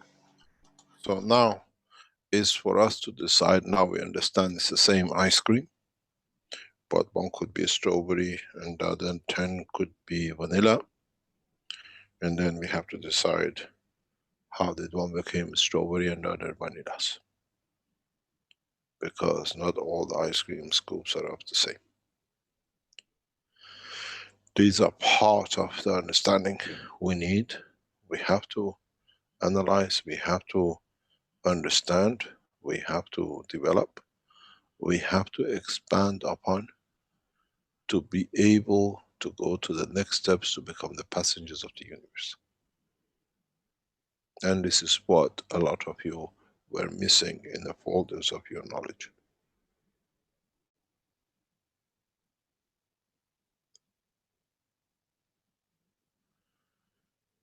Now, the simple question for all of us becomes one thing, and that is,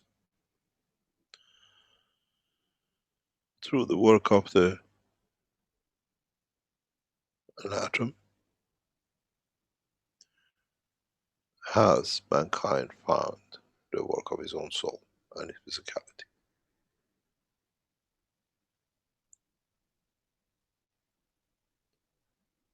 And then the next step in the structure of the knowledge is how truthful man is with himself to take this new understanding to the next level.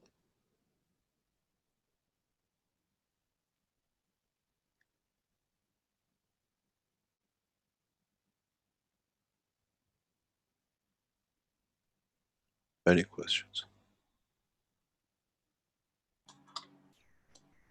Yes, we have a number of questions here. Perhaps it'd be good to start with Bente's question. I'm getting feedback through your speaker system, I think, Mr. Keshe. My speakers. I think that's where it's coming from. Yeah, it stopped once your microphone's off. So there's some type of echo happening through the system there. Anyway, Bente has the question. She mentions, Mr. Keshe, now we're talking about the real basics. I have a question. Where did the magnetism come from? For example, you just mentioned about the water example, and I remember that quite clearly, where you split off the water into a separate, smaller container and so on, and that was like the electron and proton, they're all made of the same stuff, and it's all basically magnetic fields. So her question is, where did the magnetism come from?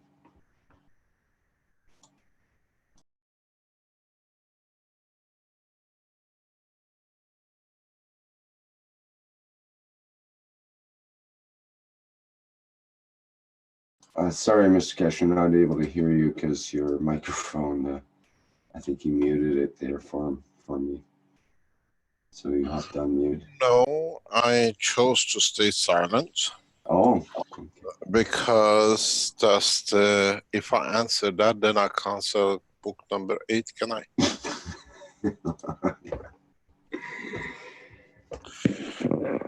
I'm a very clever chap, huh? Well, you better start with book number 4, 5, 6, and 7, and then we can get to this question right away. Book number 4 is already written, completed. Book number 5 is written, completed, and number 6. So 7 is in the limbo, and 8 will answer a lot of things, and number 9 is getting written as we teach. Book number 9 is about the soul, and there are people in the background as I teach about the soul are in a way collecting all the what we call chapters of the book about the soul of the man. But I don't teach the last part of it, because then I write the last bits of it, because it was easy to teach and spend a lot of time writing. I don't have time to write, so now I teach and then become a writing. The magnetism I answered last week. It means you have not been reading or listening. And the original magnetism comes from the soul of the Creator. But as I said to him, I said to you the same. Who made the Creator? That he has a soul. That this Creator had a physicality that needed a soul, that now the soul of it became the magnetism. And the question, the fundamental question for many of us is one point. And that is, let us understand what I put on the table first. And I think soon you will find the answer to the rest of it.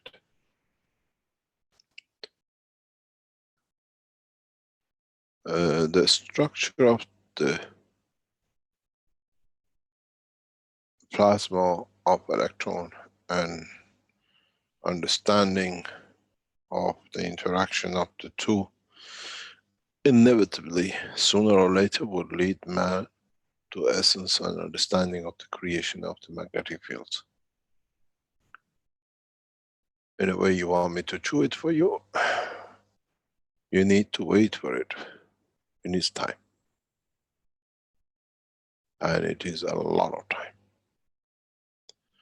And needs to be understood fully what it means.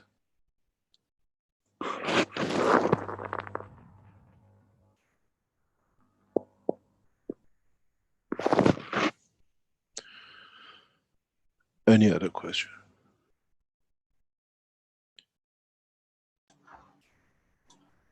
Well, Doug has a series of questions here regarding these. Well, Doug, maybe you would like to go ahead and just ask directly, because you've got like 5 questions here regarding the size of the universe and so on. Sorry, go ahead. Can you give me 1 second, please? I need to do something. 1 second, please. Let me get that set up. So I allow you to talk there. Doug, do you want to do that?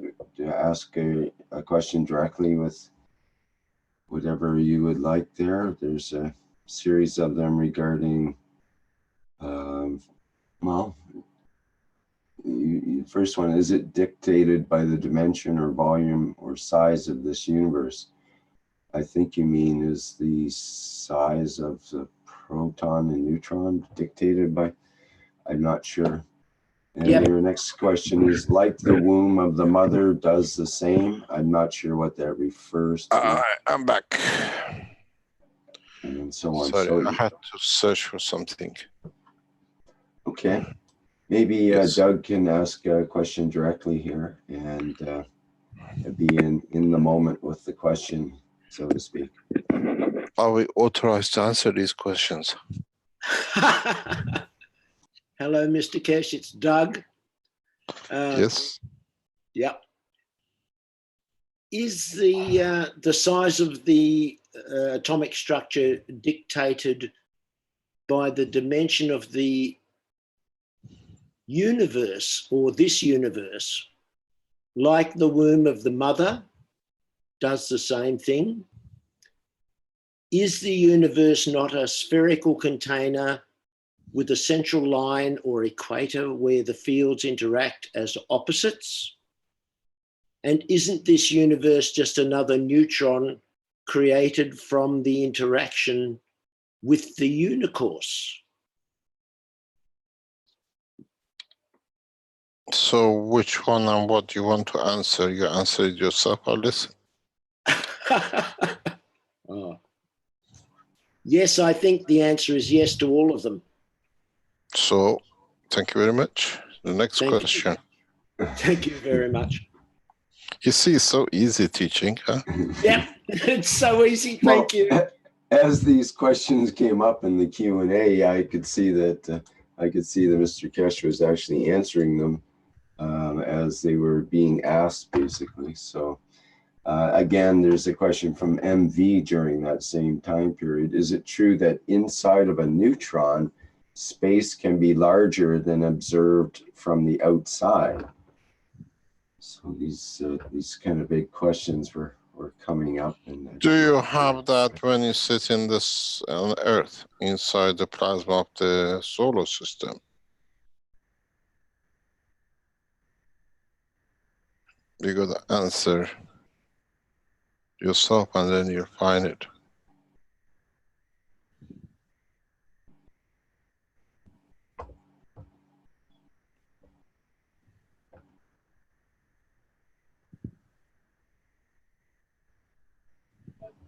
Okay. We have Arno with his hand up here. So Arno, if you want to go ahead. Hello, Mr. Keshe. May I answer one of your questions here, or do I have to do it in the private teaching? I don't understand what you're talking about. About how the atom is created.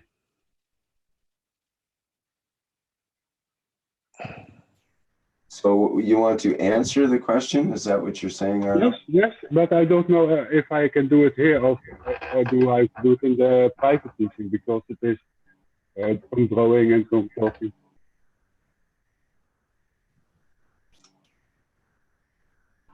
Well, I'm not sure. What did you intend to present? How the atom is created. I already explained before, but it was not understood, or maybe I did not explain it in the right way. And Mr. Keshe asked, we have to try to explain this. So I thought maybe I can explain it now or in the private teaching. Thank you. You want to use a whiteboard? Is that how you do it? Yes, please. Well, perhaps we could do that. And if it's okay with Mr. Keshe, does that sound okay, Mr. Keshe? I don't know what is okay and what's not okay. Well, Arno wants to give us his understanding of the answer to that question, I guess, seems to be what he would like to do. First of all, does he understand his own question before he answers it? I understand my question, but I don't know if it is good to do it here because it is some journey, or maybe in the private teaching. That is my question, because you decided if I can explain it now or do it in that private teaching. What do you want exactly to explain? Now I want to start from the neutron, how the neutron creates the outer layer, that is an electron, and then it starts feeding the electron. That is why it will attract. And when there is a new proton in its distance, it will attach. And then the proton becomes the neutron, and the neutron becomes the proton. And the radiation is going into the transition layer of its containment and the environment. And then it's going to create the speed of the neutron and the proton. And then it's pulling the matter together, and then it's pulling in, like the planets are doing it. Is this what you were trying to explain in one of the private teachings this week? 2 weeks ago. 2 weeks ago. In the beginning, I start drawing with radiation, but many don't see that yet. Okay. Lesson. Oh, okay. I have some reservation about this from my point of view of knowledge, but we are not here to peer review you, and the explanation I heard from you makes some part to me, to my understanding, some sense, but on the other hand, you make a lot of assumptions, which is again part of the knowledge, because what we don't understand we assume. And it'll be good if it's taught in a structured way. I looked at, because I was listening when you were explaining it, and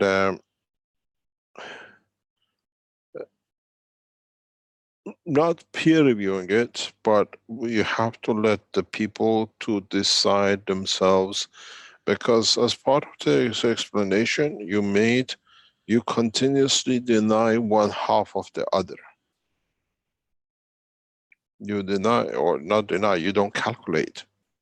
the magnetic part when you talk about the gravitational part, and then then you bring the magnetic the radiation in as absorption, where does not fit into the structure what I listen to. So we can listen. It's very nice the way you present it, but and this is your interpretation, and we offer a free platform. Everybody else has to decide according to knowledge what it fits into it. But if you make some small corrections, maybe it fits in the work of the universe. But understanding of what I explained today does not give much room, maybe, or gives a new room for you to be able to explain this in the way you see it.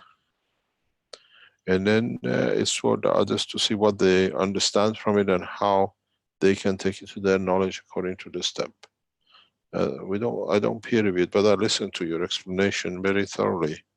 It was very interesting, and it is very interesting, but you have to be able to go into more detail.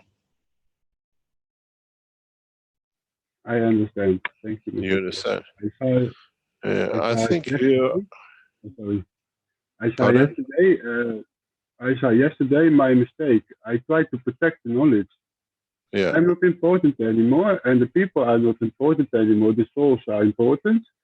But then I see somewhere we close the door. That part has to stay open to understand more for the maturity. And then I try to protect it. That is my mistake. No, you didn't make a mistake. No, this is the wrong way to put it. We don't go there. You didn't make a mistake. You matured into the knowledge. And there's a big difference. I want to share. Yeah. So you matured, you understand, because when you were explaining it, I could see some things don't fit. And if you want to work on it for some other times and then come back in, because you need to correct a few things. It's not complete. Okay, thank you. And, to work on it further sometimes and then come back with it, because in your the way maybe you got excited when you were explaining it the last time I was listening in the private teachings, is you make some fundamental points which are not or do not fit into the reality of the magnetic gravitational field flow. It was very interesting. I was listening to it. It's very nice the way you analyze it, but some of it does not fit into the laws of the plasma. You understand? And you said you saw one of the additions or corrections you made to it. There is a number of corrections you got to make to it, because, or to me, it looks that way. That when you present, especially those so many vortexes, or whatever I call it, like a vortex, you have to consider that both ways, and it's three-dimensional. Yes, I understand. I just don't know how to explain it in the right order. Yeah. Yes, but I'm working on it. Thank you. Well, can I come back in a couple of weeks, because it's very nice the way you explain it. It's nice to see the school of thoughts. Just mature it a little bit more, and then it's for everybody else to decide what they learn from it. But it's very interesting. It was nice to see it, how what I call a layman understands the work of the universe in a very simple way. It's very interesting. It's very interesting. Work on it a little bit more, and look at it in three-dimensional. And in every point, consider the gravitation and the magnetic field at the same time. You understand? And then it's a point of view. And I think it will be nice if you write it as a paper to be published. It's very interesting. That is my problem. I am dyslexic and I have learned to write and read, but Okay, I give you a solution. You're dyslexic, you're like everybody else. You're a perfect man. It's just record it with pictures.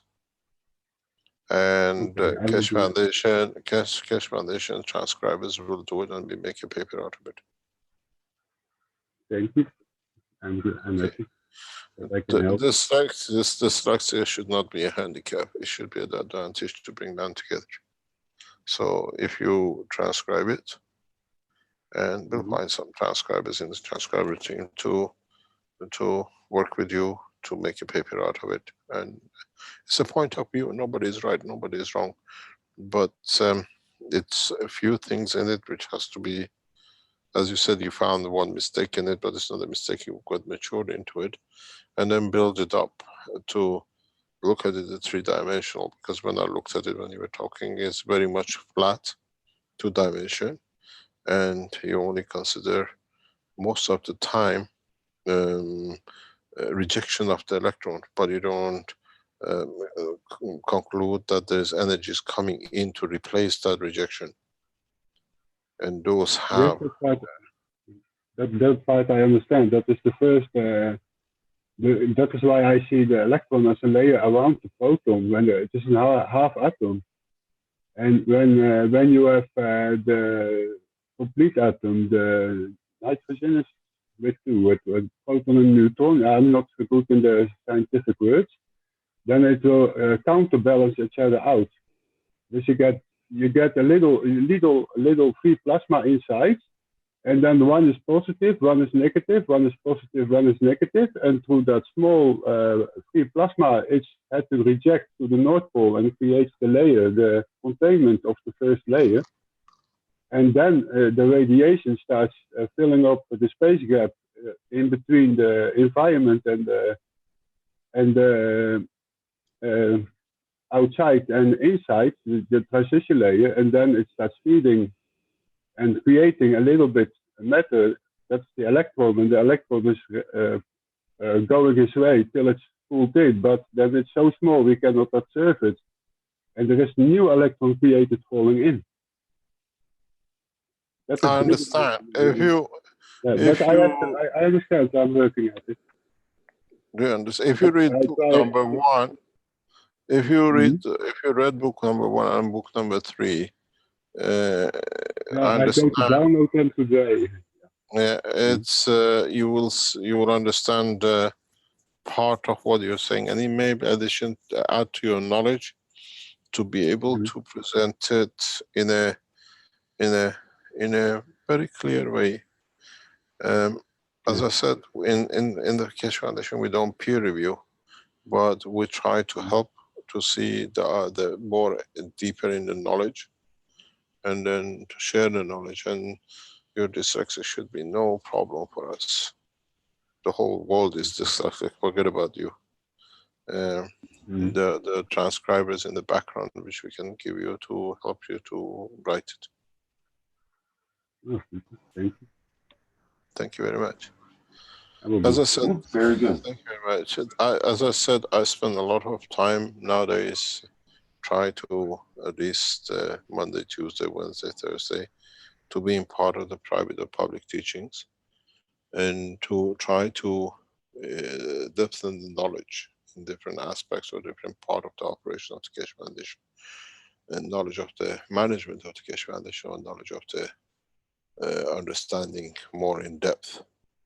Especially sometimes we get carried on, like last night, and we get told by the chair lady, that's enough, you have to go home. People want to go, we stop teaching, and we stop. But sometimes we go for 5 or 6 hours in some of the teachings in past few nights. And private teachings, we try to teach more in depth than in public teachings, because it's the backbone of the knowledge and how it comes and how it should be. It's the understanding of the soul classes on Monday is taking shape, but still this is infancy. And the Wednesday afternoons, which is part of the private teachings, I try to pop in and create the new dimensions in other part of the understanding, or try at least to be in one-to-one to explain some of the questions or so.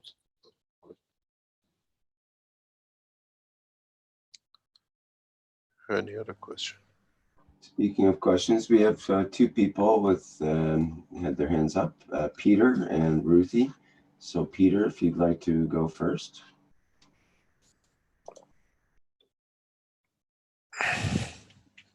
Are we still having problem? Is that Peter from Austria? Hello? I think so. He had a Peter. problem last week with his microphone. Okay, I'll try to unmute and see if that works. Hello, Peter. Can you speak there? I've unmuted you.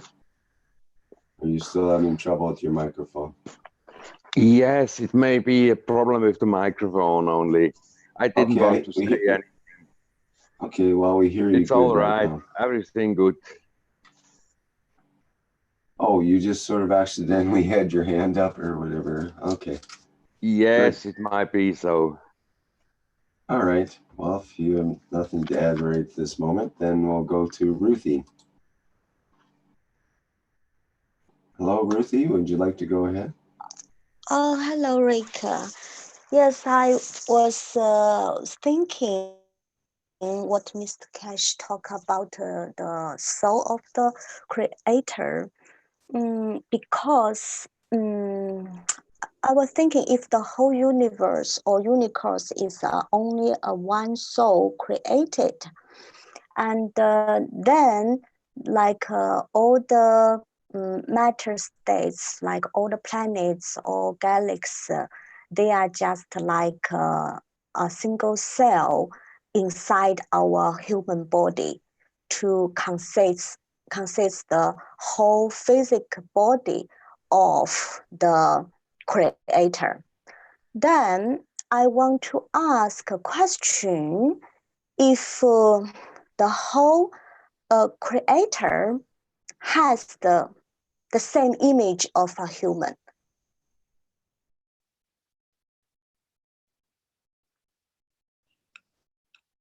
In essence, yes.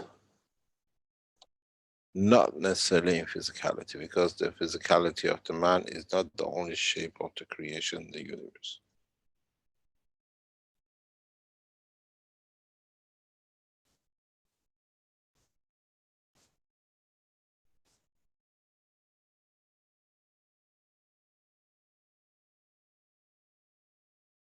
As I said, what do you think? All these things, all these galaxies and the universes are just there for themselves. They are part of a structure. And what does that structure contains? And as I said, is it the only structure? If you're a cell in the body of a man, is that man the only man?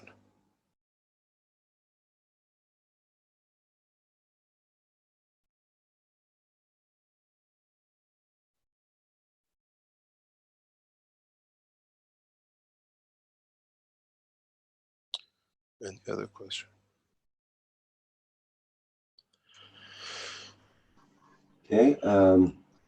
I've got a short video I'd like to show that I showed in the plasma reactor group, and it concerns the idea you brought up earlier regarding the two connected fields that interact with each other. And I create in this video vortexes in water, and you can see the interaction of the vortexes. And I think it illustrates kind of a universal principle. And to me, they're totally interconnected and communicating with each other. And I think that's part of of what you were discussing earlier. So allow me to get that shared here, and I'd like to see what you think about it and whether it's something that might be relevant.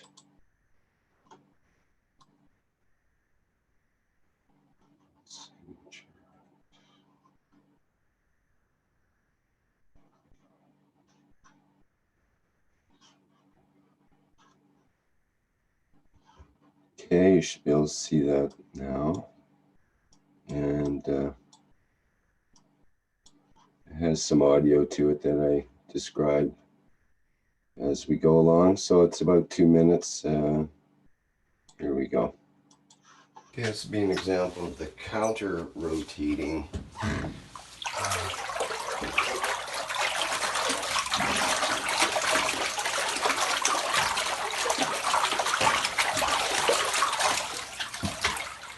Okay, we have two good vortexes there now.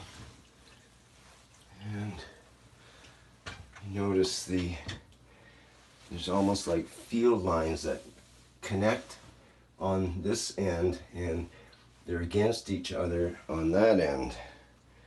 So as it counter rotates, the fields that are coming in against each other here tend to be repelling. These ones tend to be stretching or attracted to each other, let's say.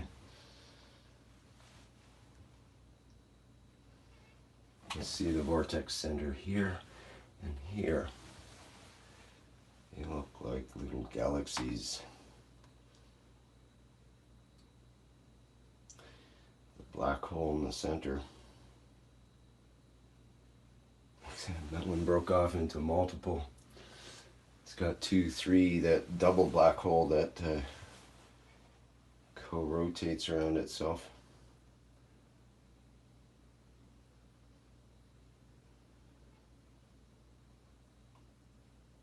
That left-hand one definitely has a lot more eddies than the right-hand one, which is mostly dissipated but still hanging in there.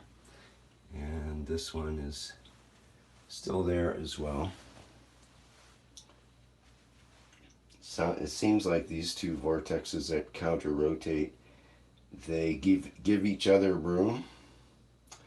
They maintain their own presence, and they don't tend to dissipate each other.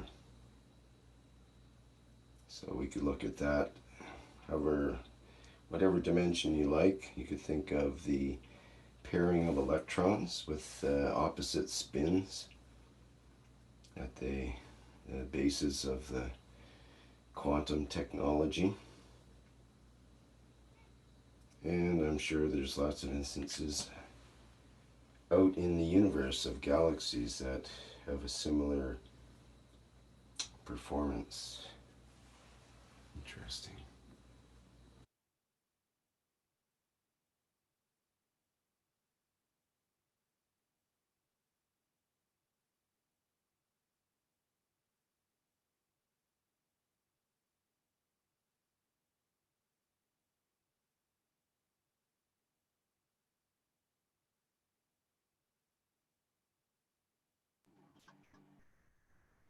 So just to add to it, what I noticed was when these are two counter-rotating vortexes, and they seem to interconnect with each other and maintain each other's structure. But if I tried to make two vortexes going in the same direction, like both clockwise or both counterclockwise, they would pretty rapidly dissipate each other, and they don't tend to maintain each other's presence. So I'm maintaining that the counter-rotating ones have a connection underneath that we can't see, that's, I think, connected to the, more connected to the source energy, like Mr. Keshe was talking about earlier, the black hole being connected to another black hole. And it's interesting that we see an actual black hole in the creation of a water vortex. And this seems to be the signature that it's essentially doesn't allow the light to reflect back from it. It seems to absorb the light. Rick, do you? Let's sorry about that, Jenna. Let's explain something very fundamental. Maybe now we have the knowledge, we can understand it. Why even a black hole is a black hole?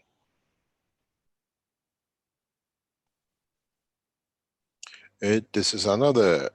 These are the structures we see now in the universe. Our scientific knowledge, our tools show us, and we see streams of energy coming from some of them before or at a point of absorption of huge masses. The plasma jets which comes out of them, they become like a spin in the middle. But what does actually make the a black hole black? Never been explained. This is another point which we have accepted. If it's okay with you, I'm going to share a screen. We have to understand why we accept it. We see it. This is not accepted. Black holes is a fundamental entity we see. We have the knowledge now. We have the comprehension, understanding of. Very simple. Why the black holes are black? You remember that copper tube, or a wire or a plate, which you nano-coated and was black. And if you understood the process of nano-coating, why you get black color on your copper. And according to the British, as we know, in Farnborough 2 or 3 years ago, they running such a test. They said this is one of the darkest, one of the most absorbing black material they ever known. It absorbs 99.9%, and it was supposed to be a British scientist, but it's actually Keshe Foundation. All of you done it, and even a Chinese village of 5 is done in the toilet. So that's the knowledge of some of the scientists in England. And why is it black? Because it absorbs all the fields of which come in it. Doesn't matter at what the strength, at different depth, they all absorb. Why we see some 0.1% of it reflecting is just because when the ray comes in, it hits the atom itself. It's like a spark, it goes back. And this is what up to now, the scientists couldn't explain why it's not 100%. It cannot be 100% because some of the rays in coming down hit the actual atomic structure. And that's why you can't ever have 100% black material, 99.9, because in dynamic of the structure, if you get the atmospheric fields absorption the same as the atoms, you won't see it, but still there is some. So now you understand why you can never get it 100%, because sometimes you hit the atom itself. But if you understood this, and you understand that a black hole is a plasma, and this plasma has layers, but these layers are not physical layers. So what actually happens is that as the fields of the universe come, they get trapped in these different strength fields, and there is no reflection. It's the same copper ball. If you use a copper ball to do, this black outside is a black hole itself. Now we understand the phenomena. We understand that the fields of the matter has a full spectrum of all the fields of the universe, because he absorbs all the fields in, so part of it create different layers. And if this comes, if it's this one here, and if it comes here, so not much comes. Again, if you go back and read the paper, the creation of black hole, original one, when I explained, is like that if two stars hitting each other and you get the splashes, and this is it. Again, something in here creates a field interaction with a higher order, and it reflects back. So now we understand that a black hole is a plasma, it's a sun. But being so fast, it creates, it's a centrifuge. It creates layers of fields. And any field coming in, depending on its strength, it gets trapped in it. It's not that it's something made of material. It's the layers of fields that these layers by layers, because these layers come in as maybe even matter, when they come in, due to the strength of the plasma itself, they open up to the plasma of themselves and they take position according to their strength. And in dynamic structure of the black hole, the different ones take position in different layers. And that's why a black hole is black. For the first time, I explained this because it needs to be explained. I told you we start explaining the fundamental knowledge. That's why you call it a black hole. Is made, it absorbs matter state from the universe. But because of this magnetic field strength, these matters match their own strength at a certain point, and they become magnetic field, or what we call a plasma. And when other fields come in, which are the same, they take position, they add to the mass of it. It's very much the structure of the rings of the Saturn.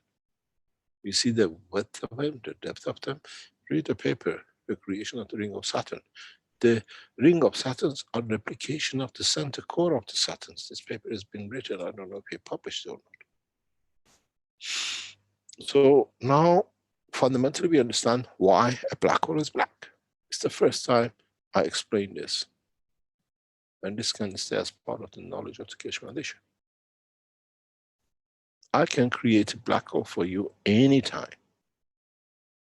And if you go to part of the teaching, maybe even in the next few weeks, I explain in the space travel, we can use the black holes for traveling the span of the universe in a very clever way, because this is the speed of light of the man to the power of 1,000 by order of magnitude.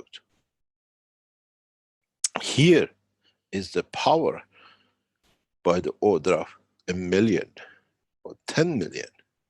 So you decide to create in your reactor the speed, the strength of the field of here. So now from here to here, you're traveling at 10,000 times by order of magnitude the speed of light. And when you get in the boundary, you switch to the next black hole. The black holes are the center stations of the universe, traveling vortexes, if you like. You lock into. And now you understand part of my teaching what it comes to when I say you lock into the black hole and you create your speed. The same way as you created the speed of the gravitational magnetic field of the moon and you get attracted to the moon, now with the knowledge we have, we create gravitational magnetic field of the different strength at the black hole's position we want to travel. This is one of the ways. It's a very old way to do it. But now you understand, first of all, why you have a black hole. Secondly, you can use the black hole magnetic field strength to travel with the speed of magnitude of a speed of light according to the black hole. Now you understand where my teaching before comes in. It's the same, it's no difference. A copper wire, you made it nano-coated it. This guy is a spherical ball in the middle. And the strange thing is, in the center sits the most powerful, more or less deuterium neutron center. Because it's so weak that the rest want to feed it. But it's so strong that it feeds out. But in its feeding out, it creates its own layers too. And then in that process, it builds up. And it has certain size. And then it comes to the point that the field of it have to emit.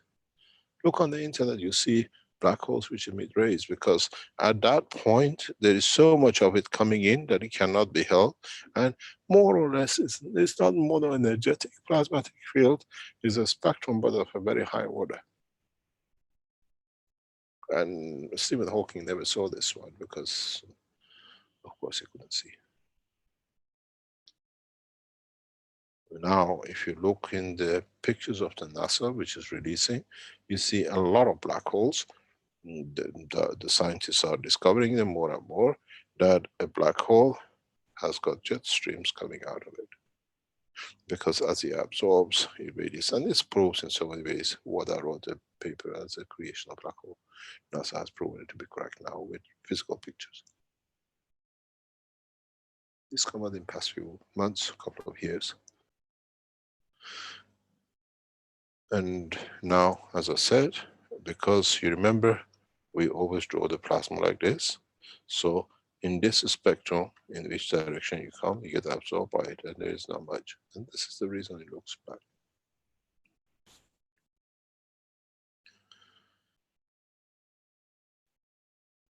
Mr. Keshe, question, please. Yes, John. Is it a black hole? Is it a hole?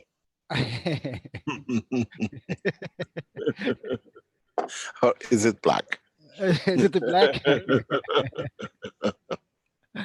No, do they have different strengths? That means in the spectrum of the plasma, we can make different black holes? More or less, yes. Not all black holes are exactly the same because they absorb a spectrum of fields within their own environment. Their strength stops. This is what I said last week. They have a magnetosphere of themselves, and at a certain point, their gravitational pull or getting fed it reaches a balance, and then you need another one to do it. They create these conditions created in a way where it's like a cancer if you look at it. The black holes have that they create layer and layer.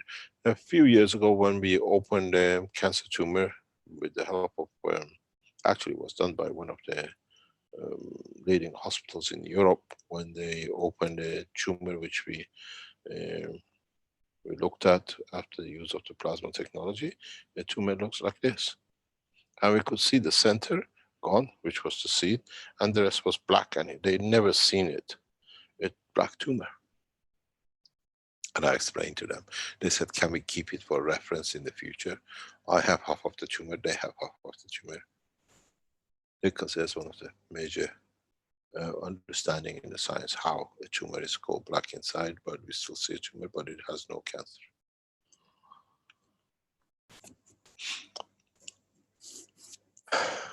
It's a layering. If you cut, I always say I love pearls because it's so much, it explains so much about the world of creation. Oyster is one universe. And then when you cut this pearl, the natural pearls, you see the creation of life in it, layer by layer. It's very much like a plasma. When you look in the depth of the cut of a pearl, it's like when you look at the cut of a tree. It tells you how many times that oyster has spit on it, and what he had when he made that. Because oyster doesn't eat the same thing all the time. More or less, you can even say that it's very much like a cut on the tree.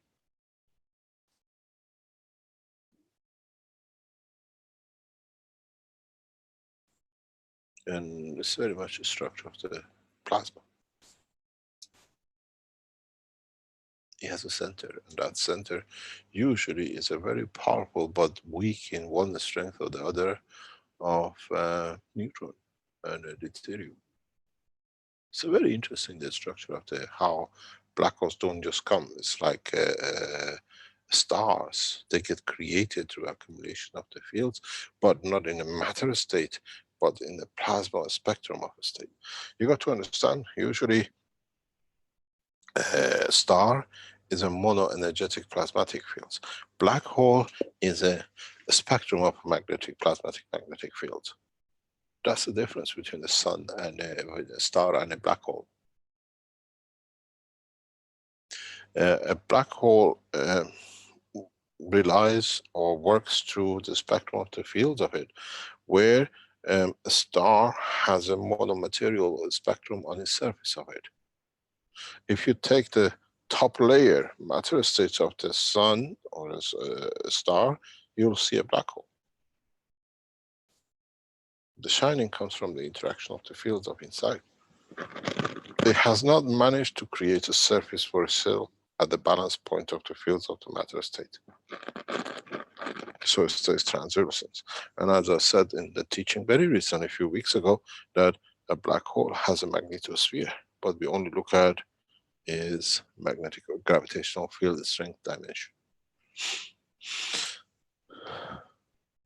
But the dimension of the magnetosphere of the black hole, when you look at it, spans into the universe. And there is a fallacy now. It's not a fallacy because the scientists really didn't understand it, don't understand it. They take a black hole and they compare it as it's crossing other stars in its environment, and they try to see the shape of it and the blackness of it. The scientists in NASA do this, a lot of this black hole tracking. And they never understood it doesn't finish. The field of the black hole is here, and they're looking in this dimension, they don't see it.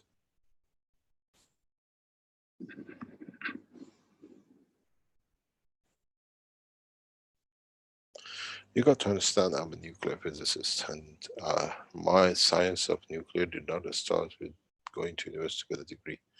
I established the basis of the knowledge of the science of cosmology and understanding the structure of the universe from the age of 8 on my own. So I had to handle to understand it. I hate dictation because to me it was waste of time writing what you could think. And at a young age, you see a lot of things. Your brain is pure. It's not filled in with a lot of nonsense by the others.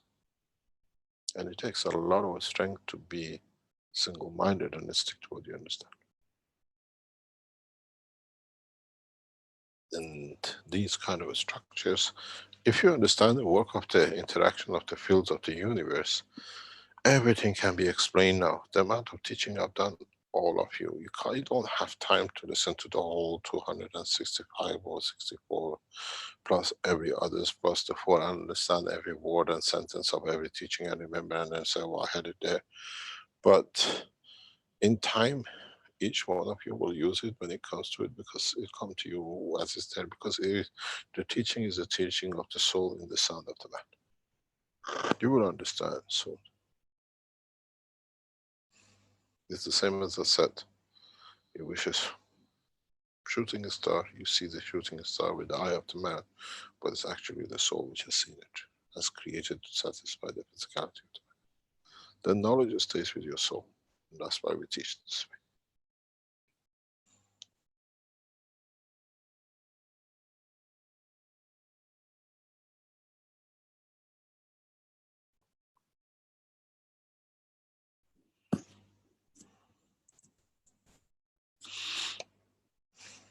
Any other questions? Shall we call it a day?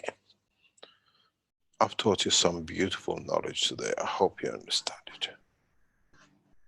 I really hope some of you would understand the grasp and build on it. Somebody's microphone is open. Oh, that's me. Sorry, Mr. Keshe.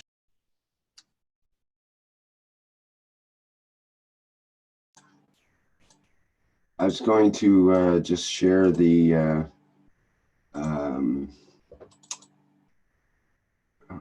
oops, here we go. The KF Wikipedia entry on the creation of black holes, which is part of the paper that explains how black holes are created and so on. And it's in Wikipedia. I put the link into the chat. And I just noticed that the picture that they have in the Wikipedia, just bring that up, and we can see there these counter-rotating systems which form the black hole. And I was reminded of the bathtub experiment that I did, and the similarities are actually quite incredible. So That's a good article for people to refer to, and there's another similar picture.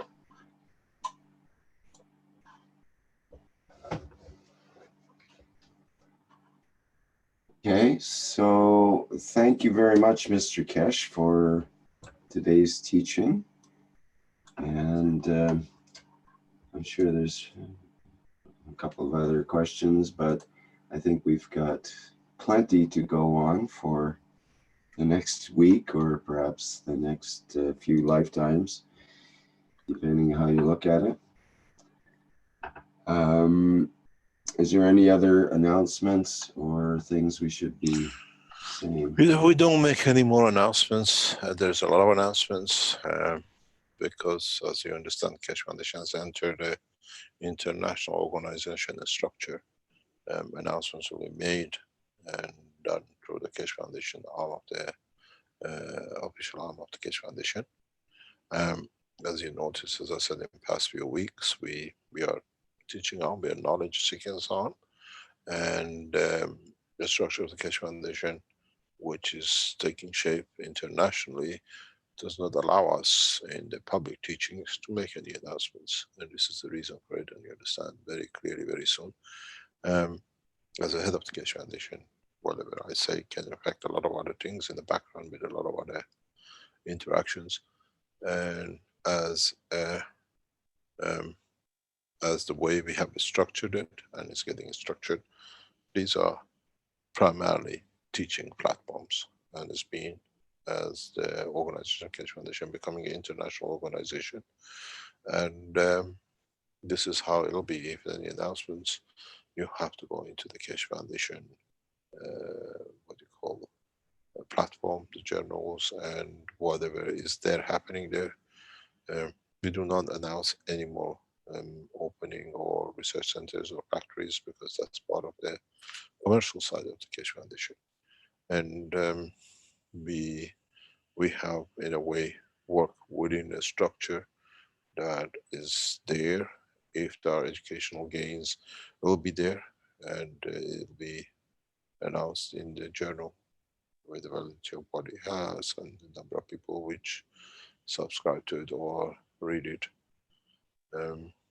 You haven't heard any announcements from us in the past few weeks, and that'll be the pattern.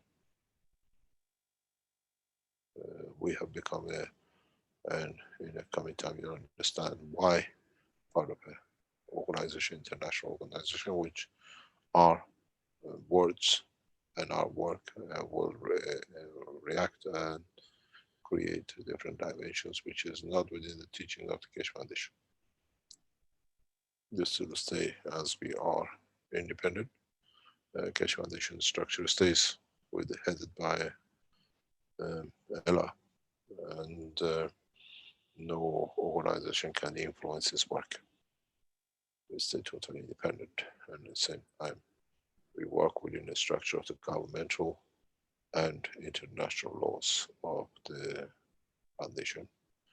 And we try not to enter in any point or whatever, but if there is a major event, you can read it, or after the event has taken place, you can read it through the journal, because that's the point of publication.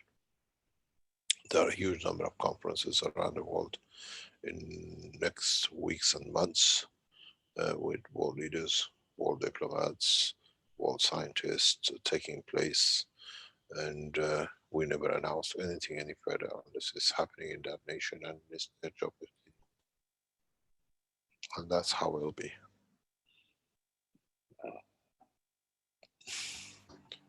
Okay, very good, Mr. Keshe. Thank you very much. Thank you for today. We've done about nearly 3 hours of it, and the knowledge today, is something I wanted to share for a long time. And now it's time for it, because we have to open our eyes to start building a solid structure. And most of the teaching in the past 2 or 3 weeks is for the what we call the university structure of the Keshe Foundation. The team, which is putting the university organization team of the Keshe Foundation, putting the syllabus and the teachings and the structure for the government requests and the, what we call lectures and teachings. And I start putting the correct bases, and that's why if you heard during the teaching today, I refer to them that these teachings has to start being understand what's happening. So we start teaching from the basis that we can build on into the depth of it. And so we change from the fundamental base as we start teaching scientists in universities, as we become part of the university educational system, yes, more and more. So I start teaching the basics and the transcribers in making it, and then the translators translating into their own language for what you call online teachings requested by governments. It's very interesting how the governments ask now to have what we call virtual teachings that can be added to the university classroom teaching. They're requesting so many percentage of virtual teaching that the students can take their time and they do it. And those of university groups or students who come in, they get the free access to most of the teachings of the Keshe Foundation. So we're establishing a bigger and bigger structure of university structure that our database, the knowledge base, the knowledge seekers, and all the work of the foundation now can be accessed by the university students across the world as they join in. As we made it free for the nations or people in any rich nations cannot afford, the Keshe Foundation education side is free to all the world students, totally free. So they can gather knowledge to find and based on the correct way of it.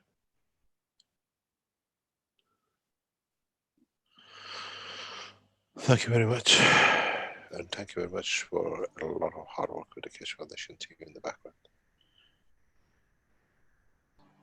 Well, thank you, Mr. Keshe, for being there to lead us along the way for such a long time here with this technology and with all the teachings. Great work. I've not been paid yet, you know that. I'll send my bill later on, added 300 sessions. You still got under 20, 30 odd sessions to gather some. You didn't see anything yet, Rick. Well, may we carry on into the future and grow and be prosperous. Thank you very much indeed. Goodbye. Okay. Thank you, Mr. Keshe, and thank you everybody for today's participation in the 264th Knowledge Seekers Workshop for Thursday, February 21st, 2019. And as always, thanks everybody for attending, and I think Flint's going to have something to take us out with here. Bye for now. Hello. We are the Keshe Foundation. Our mission is to bring peace on earth and join humanity with the universal community. We wish and work to bring man as equal to all beings in the universe. By teaching plasma science and technology equally to everyone, no one is left out and no one is abused due to lack of knowledge. By donating to us, you can help achieve this goal. keshefoundation.org/donate.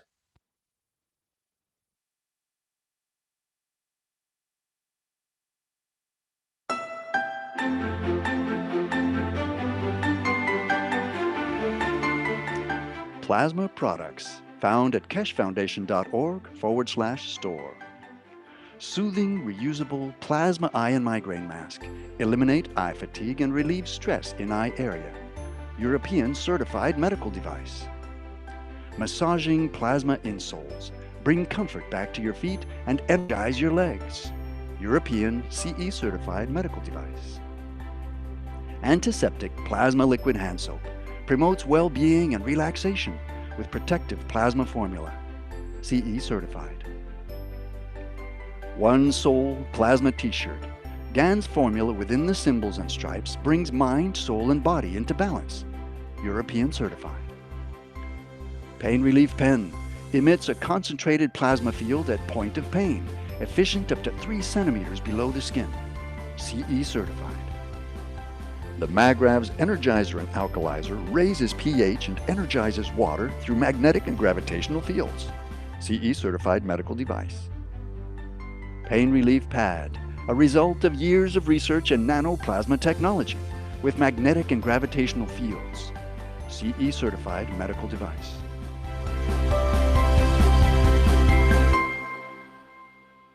Visit the online store at keshefoundation.org/store or find a distributor near you. Tax and shipping not included.